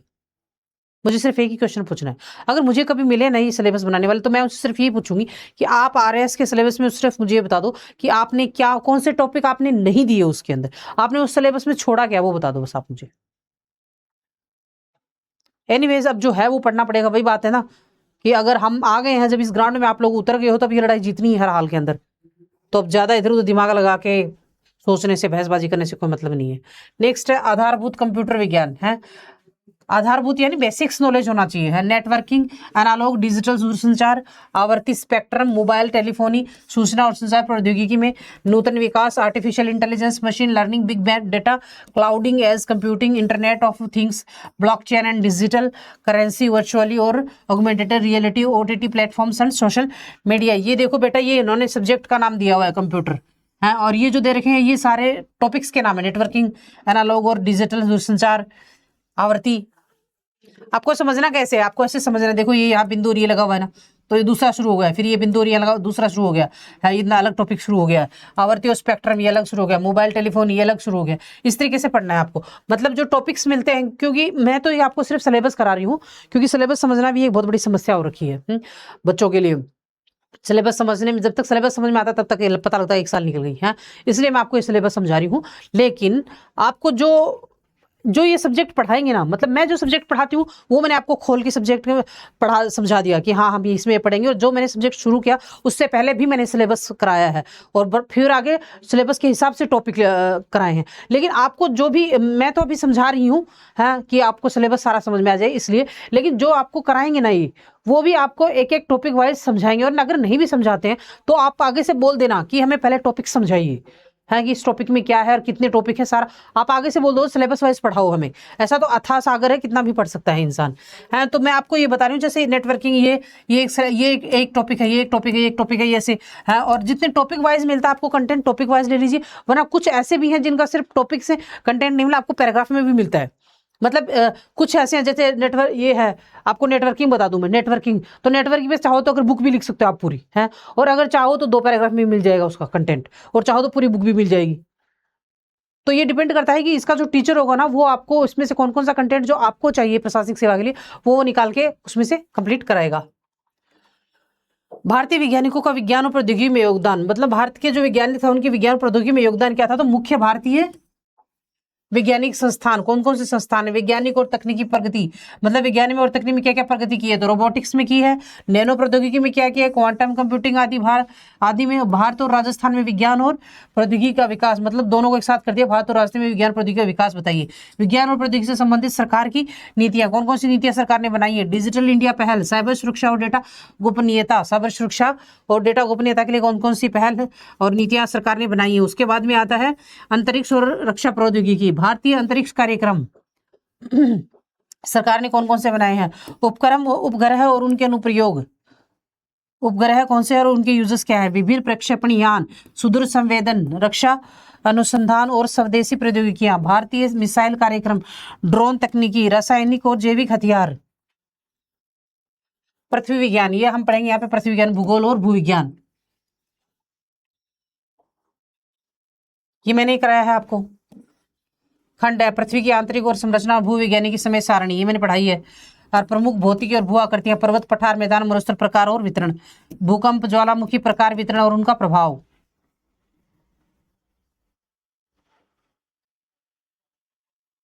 प्रकार वितरण मतलब कौन कौन से भूकंप और ज्वालामुखी कहाँ कहाँ से आते हैं। जलवायु, सूर्याभिताप, ये मैं पढ़ाऊंगी, अभी पढ़ाया नहीं आपको। विश्व अभी शुरू किया है, विश्व का भूगोल है। सूर्य भूताप, वायुमंडलीय परिसंचरण और आर्द्रता और वर्षण है। फिर है प्रमुख पर्यावरण संबंधित मुद्दे, पर्यावरणीय मुद्दे हैं, इन्होंने तो खागे रख दिया, हर चीज में आ रखे हैं आजकल ये। भारत है, फिर ये भारत का भू आकृतिक विभाजन ये करा चुकी हूँ मैं आपको। अपवाह, प्रतिरूप और नदियां ये भी करवा चुकी हूँ। जलवायु और मानसून, जलवायु विशेषताएं, वर्षा का वितरण और जलवायु प्रदेश ये भी करवा चुकी हूँ। प्राकृतिक संसाधन के अंदर प्रकार, जल, प्राकृतिक वनस्पति, मृदा, खनिज और ये भी करा चुकी हूँ। जनसंख्या वृद्धि, वितरण, घनत्व, लिंगानुपात, साक्षरता, नगरीय, ये जो भूगोल है भारत का भूगोल, ये इसका मैंने सिलेबस अलग से इसी चैनल पे कराया हुआ है और टॉपिक भी कंप्लीट करा चुकी हूँ। विश्व का भूगोल अभी चल रहा है, एक टॉपिक हुआ है विश्व के भूगोल में। फिर है राजस्थान का भूगोल, भौतिक विभाजन, यानी राजस्थान को कितने भागों में बांटा गया है, नदियां और झीलें कौन सी हैं, जलवायु विशेषताएं क्या है, उनका वर्गीकरण क्या है, प्राकृतिक वनस्पति कौन कौन सी है और वन्यजीव विविधता कौन से पाए जाते हैं, मृदा संसाधन, मृदा कौन कौन सी पाई जाती है राजस्थान में, कृषि, प्रमुख कृषि फसलें और उत्पादन और वितरण कौन कौन सी कृषि है, खनिज संसाधन, प्रकार वितरण, उनका औद्योगिक उपयोग, जनसांख्यिकी विशेषताएं, जनजातियां, यूनेस्को की भूपार्क और भूधरोहर स्थल संकल्पना, राजस्थान में संभावनाएं और पर्यटन। पर्यटन तो सब लास्ट में दिया आपने। फिर है प्रश्न पत्र नंबर 3, उसमें पहले भारतीय राज व्यवस्था यानी पॉलिटी, शासन कैसा करती है भारत और अंतरराष्ट्रीय IRBC में मामले और समसामयिक मामले, मतलब पॉलिटी और IR दोनों है इसके अंदर। और उसके साथ जो करंट अफेयर्स है, करंट अफेयर तो सभी का मतलब जो जो सब्जेक्ट है ना, उस सब्जेक्ट के अंदर जो जो करंट में चल रहा है पिछली 1 साल से, वो सारा आपको पढ़ना होगा। क्यों? अगर आप ये चाहते हो कि आपको मैथ्स में अच्छे मार्क्स मिले हैं, तो आपको करना है ट्रेडिशनल के साथ करंट को ज्वाइन कर देना है। मतलब आपको कोई क्वेश्चन पूछागा, उसमें आपने ट्रेडिशनल लिख दिया और उसके साथ लास्ट में जाके 1-2 ज्यादा भी अगर कुछ याद नहीं है, 2-4 लाइन भी लास्ट में लिख दोगे ना कि करंट में इसी मसले से रिलेटेड ये चीज ऐसे चल रही है, हाँ, तो वो चीज कनेक्ट हो जाएगी ना, तो इससे इंप्रेस हो जाएगा एग्जामिनर कि हाँ बच्चों को वास्तव में नॉलेज तो है। और एक इफेक्टिव का आंसर होना चाहिए, मतलब लिखने का थोड़ा तरीका भी अच्छा होना चाहिए, एक टेबल फॉर्म में या फिर ड्राइंग तरीके से ऐसे लिखोगे ना, उसके बाद में अगर आप अच्छा से लिखोगे तो अच्छा इफेक्ट पड़ता है एग्जामिनर के ऊपर। तीसरी बात यह है कि राइटिंग का इतना ज्यादा कोई मसला नहीं है, मतलब समझ में आनी चाहिए आपकी राइटिंग कि हाँ एग्जामिनर को समझ में आ गई ये चीज ऐसे लिखी हुई है, हाँ। और अगर समझ में आ गया उसके बाद में आपने कंटेंट अच्छा लिखा है तो आपको मार्क्स अच्छे मिलेंगे, कोई नहीं रोक सकता है, लेकिन कम से कम राइटिंग समझ में आनी चाहिए। इतना तो सभी समझते हैं, वहां जो बैठे हैं वो भी हमारे जैसे इंसान ही है, कोई अलग से ग्रह से आए हुए प्राणी नहीं, हमारे जैसे नॉर्मल इंसान ही है वो, है उन्होंने मेहनत की तो वो वहां तक पहुंच गए हैं। तो बात यह है कि कंटेंट अच्छा होना चाहिए, आपकी राइटिंग सिर्फ इतनी होगी आपके सामने वाले को समझ में आ जाए। ये भी मैटर नहीं करता है कि इंग्लिश है या हिंदी है, क्योंकि लैंग्वेज क्या है, खुद को एक्सप्रेस करने का, खुद को एक्सप्रेस जो भी है, खुद को अभिव्यक्त करने का, हिंदी में बोल देती हूँ चलो, हाँ, खुद को अभिव्यक्त करने का सिर्फ एक साधन है, इससे ज्यादा लैंग्वेज कुछ नहीं मैटर रखती इतना।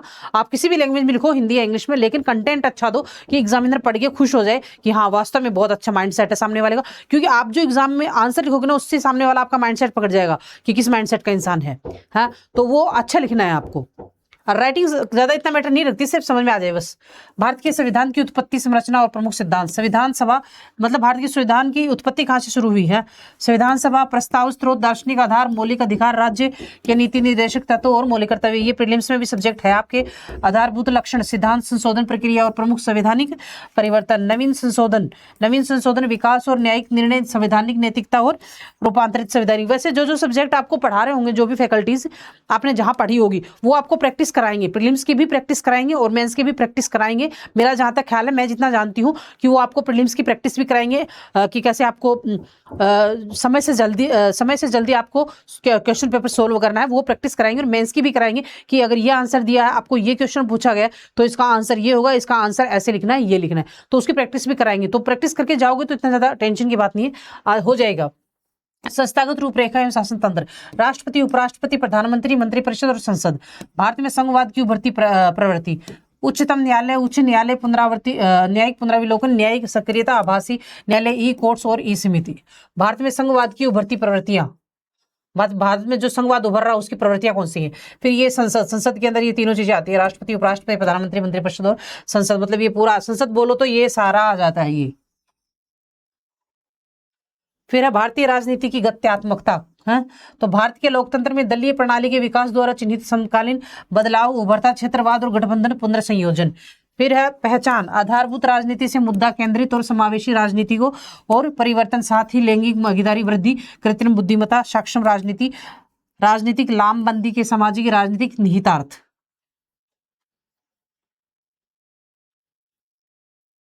मतदान व्यवहार, निर्वाचन सुधार, भारत की निर्वाचन प्रणाली की कार्य प्रणाली कैसी है, मतलब ये पूरा निर्वाचन सिस्टम से है। भारतीय राजनीति में विकसित समकालीन प्रतिमान, कौन से प्रतिमान है जो भारतीय राजनीति में अभी नए जुड़े गए हैं। आंतरिक सुरक्षा खतरे, सुरक्षा बलों की एजेंसियों में अधिशेष और भूमिका तथा आंतरिक सुरक्षा प्रबंधन की चुनौतियां। क्या है?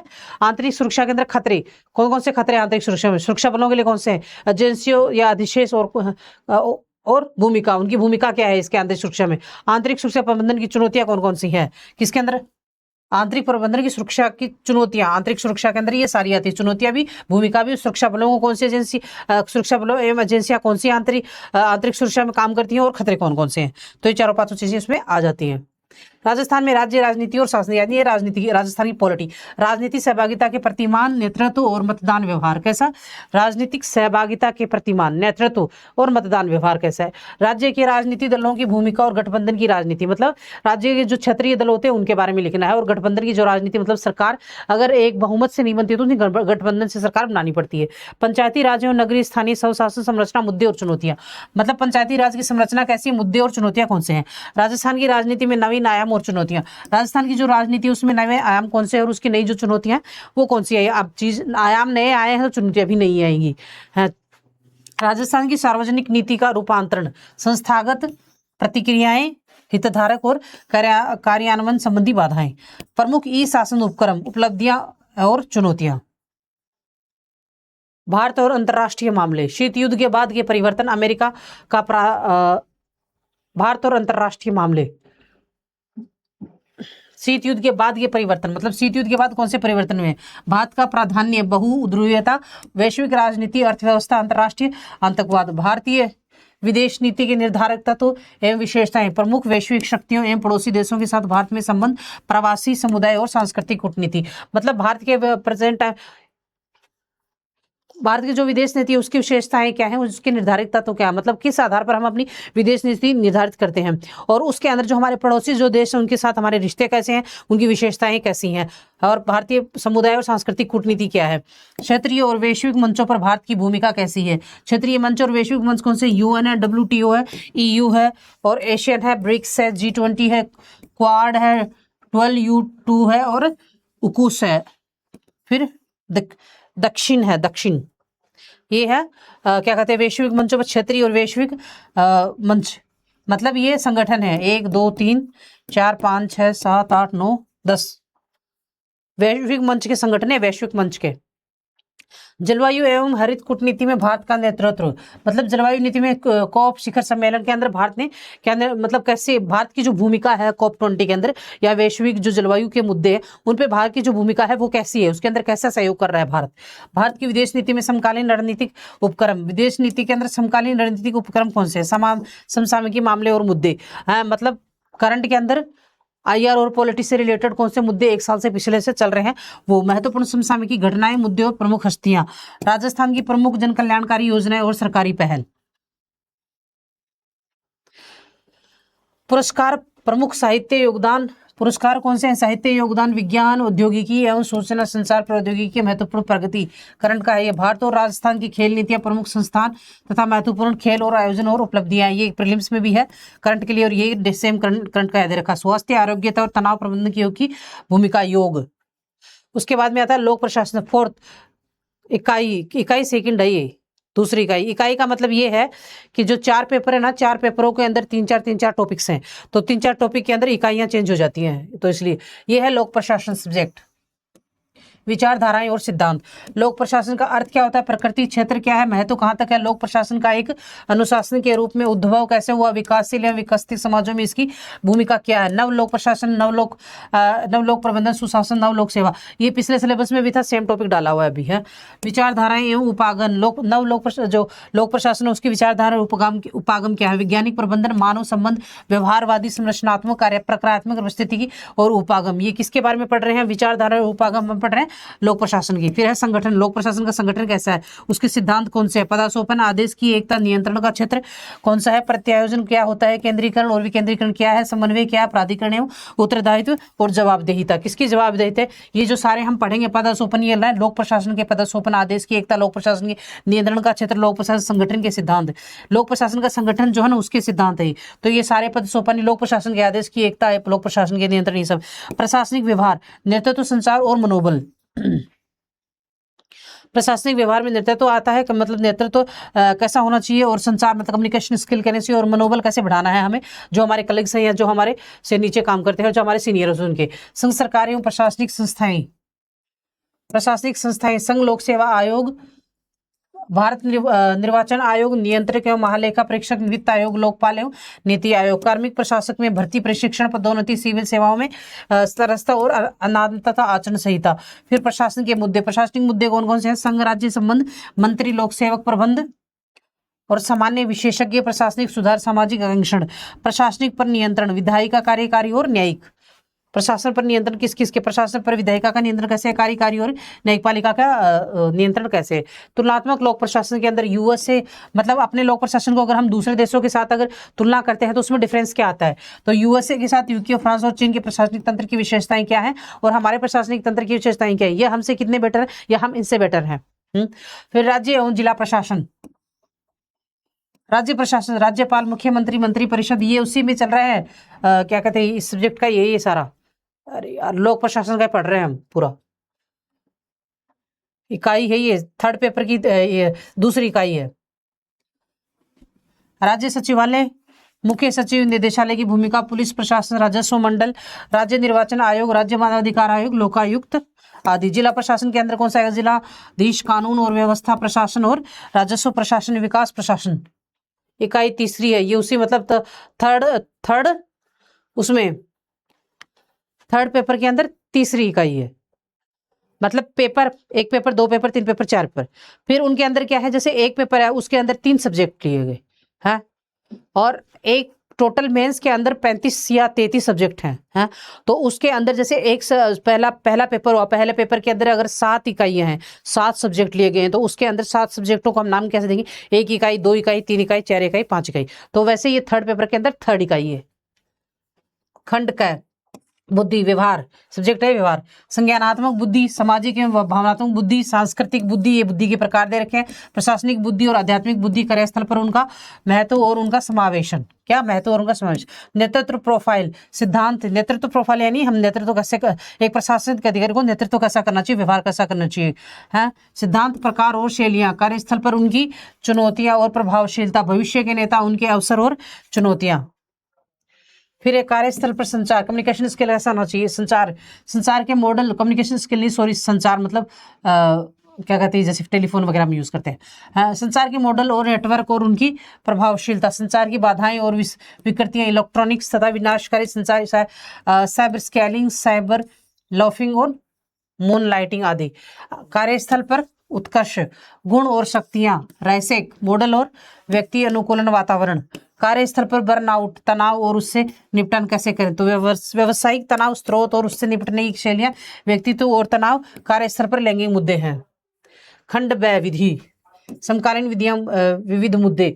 अभी प्रेजेंट टाइम में विधि के कौन कौन से मुद्दे चल रहे हैं, सूचना का अधिकार अधिनियम 2005 धारा 1 से 20 तक, मतलब सूचना का अधिकार तो था पिछले सिलेबस में, लेकिन ये धाराएं अब जोड़ी गई है जो 1 से 20 तक हमें पढ़नी है। फिर सूचना प्रौद्योगिकी अधिनियम 2000, है, ये नियम तो था, अधिनियम तो था, लेकिन धारा ये एक अब जोड़ी गई है। फिर है धारा 2 परिभाषा, इनकी परिभाषा है संचार उपकरण, कंप्यूटर, कंप्यूटर तंत्र, कंप्यूटर साधन, कंप्यूटर प्रणाली, साइबर कैफे, साइबर सुरक्षा, डाटा अंकीय चिन्ह, इलेक्ट्रॉनिक अभिलेख, इलेक्ट्रॉनिक सूचना, प्राइवेट कुंजी, लोक कुंजी। अब आपको अगर इसको विधि में पढ़ना है तो विधि के पर्सपेक्टिव से पढ़ना है, ऐसा नहीं है कि आप कंप्यूटर तंत्र, कंप्यूटर उपकरण, संचार, ये साइंस वाला नहीं पढ़ना है। यहाँ पे साइंस वाला अलग सीन है, यहाँ अलग सीन है। साइंस के अंदर साइंस के हिसाब से पढ़ना है, क्योंकि मुझे पता है कि ये चीजें सेम साइंस में दी हुई है, तो आप लोग दिमाग में लगाओगे कि साइंस में भी तो है, उसी को यहाँ लिख देंगे। नहीं, ऐसा नहीं है। वो सब मैंने आपको बताया ना, सब्जेक्ट के हिसाब से चीजें चेंज करनी है कि इस सब्जेक्ट के अंदर इस चीज का क्या पर्सपेक्टिव हो सकता है। विधि के अंदर कंप्यूटर को हम कैसे पढ़ सकते हैं और टेक्नोलॉजी में हम कंप्यूटर को कैसे पढ़ेंगे, उस हिसाब से दिमाग चलाना है। और धारा 65, 66 बी से लेके अब तक 67 ए से लेके सी तक और 71 तथा 78 बौद्धिक संपदा अधिकार संकल्पना प्रकार और बौद्धिक संपदा जो अधिकार है उसको संकल्पना क्या है, उसके प्रकार और प्रयोजन क्या है।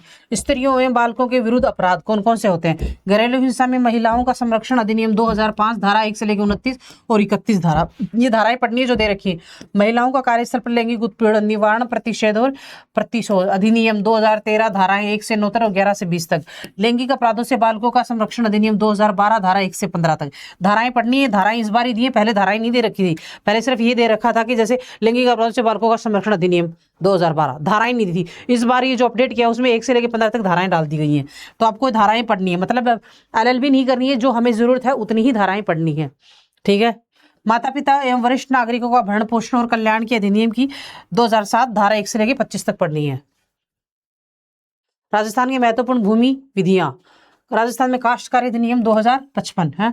धारा 1 पढ़नी है, इसमें धारा 5 परिभाषा कृषि वर्ष, कृषि कृषक, सहायक कलेक्टर, बोर्ड कलेक्टर, आयुक्त, फसल, ग्रोव धारक, ग्रोव भूमि, होल्डिंग, इजारा या ठेका, सुधार भूमि, स्वयं काष्ठ भूमि, भूमिधारी, भूमिहीन व्यक्ति, विधिवासी, भूमि चारागाह, भूमि रेंट, राजस्व, राजस्व अपीलीय प्राधिकार, राजस्व न्यायालय, राजस्व अधिकारी, सायर, बंदोबस्त, उपखंड अधिकारी, उप किराएदार, तहसीलदार, किराएदार, अतिचारी, नाटबंद है। फिर धारा 14 से लेकर 17 पढ़नी है, 17A तक। फिर 31 से लेकर 37 इसके अंदर, इसी के अंदर पढ़नी है ये धाराएं, 37 से 31 से 37, फिर 38 से 54A, फिर 206 से लेकर 232, 239 से लेकर 242।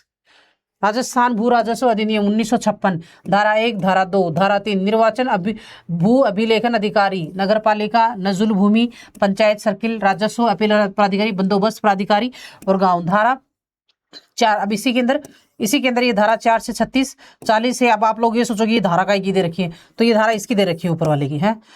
74 से लेकर 87, 106 से 137, 142 से लेकर 143। बहुत LLB वाले होते हैं ना जो लो करते हैं, उनकी सबसे बड़ी समस्याएं हैं कि ये धाराएं याद नहीं होती, उनको कंफ्यूज हो जाते हैं। और मुझे पता है कंफ्यूज तो आप लोग भी होंगे, आप लोग क्या हम लोग ही हो जाते हैं। लेकिन कोई रास्ता नहीं है रट्टाफिकेशन के अलावा, या तो रटो या फिर ये समझो, और कोई रास्ता है नहीं। पर ये धाराएं इसी बार दी है जो अपडेट किया है, उससे पहले धाराएं थी नहीं, पता नहीं अब क्या चूर मच गई है सरकार को। भारतीय न्याय संहिता 2023 धारा 1, धारा 2 परिभाषा क्या है। बालक की न्यायालय, दस्तावेज, लिंग, सद्भावनापूर्ण सरकार, न्यायाधीश, व्यक्ति, लोक सेवक, मूल्यवान प्रतिभूमि। मतलब ये जो सिलेबस अपडेट हुआ है ना, ये इसलिए अपडेट हुआ है क्योंकि आपका जो फील्ड है, आप जाओगे जो प्रशासनिक सेवा में, उसका क्षेत्राधिकार चेंज हो गया होगा। इसलिए ये सारा कि वहां पे इन चीज़ों की हमें ज़रूरत पड़ेगी कि हमें अगर कोई काम आ गया तो हमें इन चीज़ों का पता होना चाहिए, ताकि हम सामने वाले को बोल सकें है कि ये चीज़ ऐसे नहीं, ये चीज़ ऐसे, इस धारा के अकॉर्डिंग ये चीज़ ऐसे से ऐसे, ठीक है, आप ऐसा नहीं कर सकते। तो इतना नॉलेज हमें होना चाहिए, इसलिए ये सिलेबस अपडेट हुआ है और ये सारी चीज़ें डाली गई हैं। अगर हमें ये सारी चीज़ें नहीं पता होंगी और आप सिलेक्ट हो गए और वहाँ पर अगर इंसल्ट हुई तो वो ज़्यादा बुरी होगी। इससे ज़्यादा बेटर है कि अभी सीख ली जाइए, इसलिए अपडेट हुआ। ऐसे तो क्यों अपडेट करेंगे, क्यों डालेंगे वो, है इसलिए याद कर लेना। नहीं तो फिर हो सकता है कि इन बिना धाराओं के पढ़े भी आपका सिलेक्शन हो जाए, लेकिन आगे जाके जो बेइज्जती होगी ना वो बहुत डेंजर होगी। फिर इससे बेटर है कि अभी आप पढ़ लो, है तो अब एग्जाम में भी फायदा हो जाएगा और आगे जाके फिर वहाँ पे भी समस्याएं नहीं होंगी, बेइज्जती नहीं होगी। धारा 189 से लेकर 191 तक, धारा 194 से लेकर 97, 270, 294, 296। भारतीय नागरिक सुरक्षा संहिता 2023 धारा 1, धारा 2 परिभाषा क्या है। नागरिक सुरक्षा संहिता 2023 जो उसकी परिभाषा क्या है, उसकी परिभाषा पढ़ना। श्रव्य, दृश्य, इलेक्ट्रॉनिक साधन, जमानत, जमानती एवं अजमानती अपराध, जमानत पत्र, बंद पत्र, आरोप, संज्ञेय अपराध, परिवाद, इलेक्ट्रॉनिक सूचना, जांच, अन्वेषण, असंज्ञेय अपराध, उपखंड, समान मामला, वारंट मामला। वारंट क्या होता है ये भी पढ़ना है। धारा 3, 2 क, ख 14 से 17, 41 से 43, 123, 26 से 29, 148 से 149, 152 से लेकर 163, 167, 173, 174, 187, 194, 196। अब आता है पेपर नंबर 4, और पेपर नंबर 4 के अंदर क्या हुआ है। पहले तो क्या था, जो अभी सिलेबस अपडेट हुआ है ना, ये अपडेट होने से पहले तो इंग्लिश और हिंदी 2 का ही होता था ये, है। लेकिन अब अपडेट होने के बाद में इसमें एक और डाल दिया गया है, निबंध का सेक्शन है। जबकि निबंध पहले यूपीएससी के अंदर होता था एक पेपर अलग से निबंध का, और वो अभी भी होता है यूपीएससी में। लेकिन हमारे RAS के अंदर निबंध का था नहीं इतना, है कोई शायद इतना नहीं था, एक था, है। लेकिन अब इन्होंने अलग से डाल दिया गया है इस पेपर के अंदर, है जो 4th पेपर है इसके अंदर। पहली इकाई है सामान्य हिंदी। तो सामान्य हिंदी में हम कुल अंक 90 का प्रश्न पत्र का उद्देश्य अभ्यर्थियों की भाषा विषय क्षमता, ये तो हो गया। हाँ, ये लो, उपसर्ग और प्रत्यय, शब्दों में से उपसर्ग और प्रत्यय पृथक करना आना चाहिए। शब्द श्रुति विभाजनार्थ, शब्द का वाक्यों में प्रयोग द्वारा अर्थ स्पष्ट करना। शुद्धि, शब्द शुद्धि, वाक्य शुद्धि है। मुहावरे, मुहावरों का प्रयोग से अर्थ शब्द। कहावत, कहावत लोकोक्ति, प्रयोग में अर्थ स्पष्ट। परिभाषा, शब्दावली, प्रशासन से संबंधित अंग्रेजी शब्दों से समानार्थक हिंदी परिभाषिक शब्द। मतलब जो हमारे पास प्रभाषिक शब्दावली के अंदर जो हम जिस प्रोफेशन में जा रहे हैं ना, उस प्रोफेशन में जो जो शब्द यूज, हर एक प्रोफेशन की टर्मिनोलॉजी अलग अलग होती है। तो हम जिस प्रोफेशन में जा रहे हैं उसकी जो टर्मिनोलॉजी होगी ना, वो यहाँ दी होगी, वो शब्द हमें याद करने, क्योंकि हमें रात दिन उनको यूज करना है, वहाँ पे है। फिर संक्षिप्तीकरण है। गद्यावरण का लगभग 1/3 शब्दों में संक्षिप्तीकरण, यानी बड़ा, हमें बड़ा पैराग्राफ दे रखा होगा, उसको हमें छोटा करना है। जैसे कि फॉर एग्जाम्पल, एक को अगर मैं किसी को बात पूछूं कि मैडम आपके साथ क्या हुआ, तो वो पूरी रामलीला बतानी शुरू कर दे, आगे ले से पीछे तक। एक और तो 2 लाइन बोलेगी, उस 2 लाइन में सब कुछ समझा देगी है। तो इसी तरीके से संक्षिप्तीकरण करना है। मतलब अगर एक पेज का दिया हुआ है तो आपको एक पैराग्राफ में बनाना है। पल्लवन, किसी सुक्ति, वाक्य, पंक्ति, प्रसिद्ध कथन आदि का भाव विस्तार, शब्द सीमा, लागत 100 होनी चाहिए। किसी सुक्ति, वाक्य, पंक्ति, प्रसिद्ध कथन आदि का भाव विस्तार करना है। और अनुवाद, दिए हुए अंग्रेजी अनुच्छेद का हिंदी में अनुवाद और शब्द सीमा 50 होनी चाहिए है। फिर अब पत्र लेखन, सामान्य कार्यालय पत्र लिखना है, कार्यालय आदेश करना है, अर्धशासकीय पत्र लिखना, अनुस्मारक और प्रतिवेदन रिपोर्ट। तो ये आपको लिखना सीखनी है, इसलिए सीखनी है क्योंकि हम जहाँ जा रहे हैं वहाँ इनकी जरूरत पड़ेगी, जिस प्रोफेशन में हम जा रहे हैं। प्रारूप लेखन, अधिसूचना, निविदा सूचना, परिपत्र, प्रेस विज्ञप्ति, कार्यालय ज्ञापन है। क्या प्रारूप लेखन के अंदर अधिसूचना लिखना है, निविदा सूचना सीखनी होगी आपको, परिपत्र, प्रेस विज्ञप्ति, कार्यालय ज्ञान पत्र। अगर आप जाके बोलोगे ना दुकान के अंदर, दुकान वाले को कि आप मुझे RS की हिंदी की बुक दे दीजिए, तो उसके अंदर ये सारे एग्जांपल्स दे रखे होंगे, आपको इसके अंदर पूरा बता रहे हो, अगर आप सेल्फ से कर रहे हो तो। और अगर आपको फैकल्टी के द्वारा करवाया जा रहा है तो वो आपको ही सिखाएंगे कि कैसे लिखी जाती है। जैसे अधिसूचना कैसे लिखते हैं, निविदा सूचना, परिपत्र कैसे लिखते हैं, विज्ञप्ति, प्रेस विज्ञप्ति कैसे लिखते हैं, कार्यालय और सामान्य कार्यालय पत्र कैसे लिखे हैं, कार्यालय आदेश कैसा दिया जाता है, और अधिशासकीय पत्र कैसे लिखा जाता है। फिर है जनरल इंग्लिश। इंग्लिश के अंदर आपको पहले पढ़ना है प्रीपोजिशंस, फिर the same word use as different part of speech. मतलब एक शब्द को आप कितनी जगह यूज कर सकते हो। फ्रेजल्स एंड आइडियम्स, फ्रेजल और वर्ब्स और इडियम्स पढ़ना है। फिर वन वर्ड सब्स्टिट्यूट, यानी एक वर्ड को काफी जगह कहाँ कहाँ यूज किया जाता है। फिर वन वर्ड्स ऑफ्टन कन्फ्यूज्ड और मिसयूज, मतलब एक ही शब्द होता है, उसके प्रोनाउंसिएशन एक होता है, लेकिन हम उसको यूज करने में मिसयूज हो जाते हैं, करते हैं। तो एक ही वर्ड को मतलब वर्ड ऑफ्टन कंफ्यूज और मिसयूज, हाँ, मतलब एक शब्द को हम काफ़ी जगह अलग अलग यूज़ कर देते हैं और कंफ्यूज हो जाते हैं कि इनका प्रोनाउंसिएशन एक है। स्पेलिंग में भी सिर्फ थोड़ा डिफरेंस होता है, ई का या ए का, ऐसे थोड़ा फर्क होता है, तो जिससे हम कंफ्यूज हो जाते हैं। तो वो वर्ड वहाँ दिए गए हैं, उनको आपको यहाँ से पढ़ के क्लियर कर लेना है। फिर comprehensions of an unseen passages, 300 words approximately, 5 questions based on the passage and precise writing of the same passage and approximately 100 words. उसके बाद में translation of few sentences from Hindi to English, translate करने हैं 5 few sentences Hindi to English, Hindi से English में करने हैं। Elaboration of given themes, any 1 out of 3, 3 में से अप्रोक्सीमेटली 150 शब्द का 3 दिए होंगे, 3 में से किसी एक को एलोबरेट करना है, एलोबरेट यानी बढ़ा करके लिखना है। फिर है writing officially letter and demi officially and officially memorandum report writing है। Official writing, officially letter, officially letter लिखना सीखना होगा, डेमी ऑफिशियली और officially memorandum report writing approximately 150 words का आपको लिखने सीखना होगा, क्योंकि एग्जाम में आएगा ही, सिलेबस के अंदर आपके दिया हुआ है। उसके बाद में ये जो है ये अब ऐड किया है निबंध का 40 नंबर का है। तो इसके अंदर आपको क्या करना है, ये जो 6 सब्जेक्ट है ना, इन 6 सब्जेक्टों में से इन 6 सब्जेक्टों के ऊपर ये हमारे सब्जेक्ट भी हैं, हाँ, जो हमने पेपर दिए हैं उन सब्जेक्टों में भी ये 6 सब्जेक्ट हैं, इनके ऊपर से किसी एक के ऊपर आपको वो लिखना होगा निबंध। हाँ, तो देखिए प्रश्न पत्र की निबंध भाग 6 विषय क्षेत्र होंगे। अभ्यर्थियों को लगभग 600 शब्दों का एक हिंदी निबंध, यानी 600 शब्द का एक ही लिखना है, 600 शब्द का एक ही निबंध आपको लिखना है। भाषा में लिखना, हिंदी भाषा में या इंग्लिश में, को दोनों में से, हिंदी या इंग्लिश दोनों में से किसी एक में लिखना होगा। आपको जिसमें सूटेबल है आप उसमें लिख दीजिए, जो आपकी फ्रेंडली लैंग्वेज है, मतलब जिसमें आप खुद को अच्छा फील करते हो, चाहे वो इंग्लिश हो चाहे हिंदी हो। राजस्थान में तो हिंदी इंग्लिश ही होती है, और कोई लैंग्वेज होती नहीं है, किसी भी लैंग्वेज में लिख सकते हो। है निबंध के लिए निम्नलिखित 6 विषयों पर आधारित होंगे। ये 6 विषय, भाषा, साहित्य और सांस्कृतिक विरासत, समाज, शासन और सार्वजनिक मामले, विज्ञान, प्रौद्योगिकी, पर्यावरण, तत्व, ये सारे सब्जेक्ट तो हैं अपने, हाँ, तो सब्जेक्टों को ही लिख दे, सब्जेक्ट के अंदर का मटेरियल लिख देना अगर कुछ नहीं भी आता हो तो, और आता है तो वेल एंड गुड। अर्थव्यवस्था, कृषि, उद्योग और वाणिज्य, समसामयिक घटनाएं, आपदाएं, राष्ट्रीय विकास पहल, राजस्थान के संदर्भ में, पर्यटन, संस्कृति और समसामयिक मुद्दे, ये सारे सब्जेक्टों के ही नाम है और सब्जेक्टों के अंदर से आप अच्छे से लिख के आ सकते हो।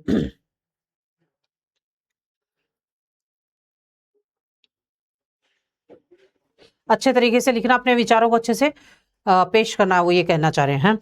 तो ये होगा आपका प्रीलिम्स का और मेंस का सिलेबस है।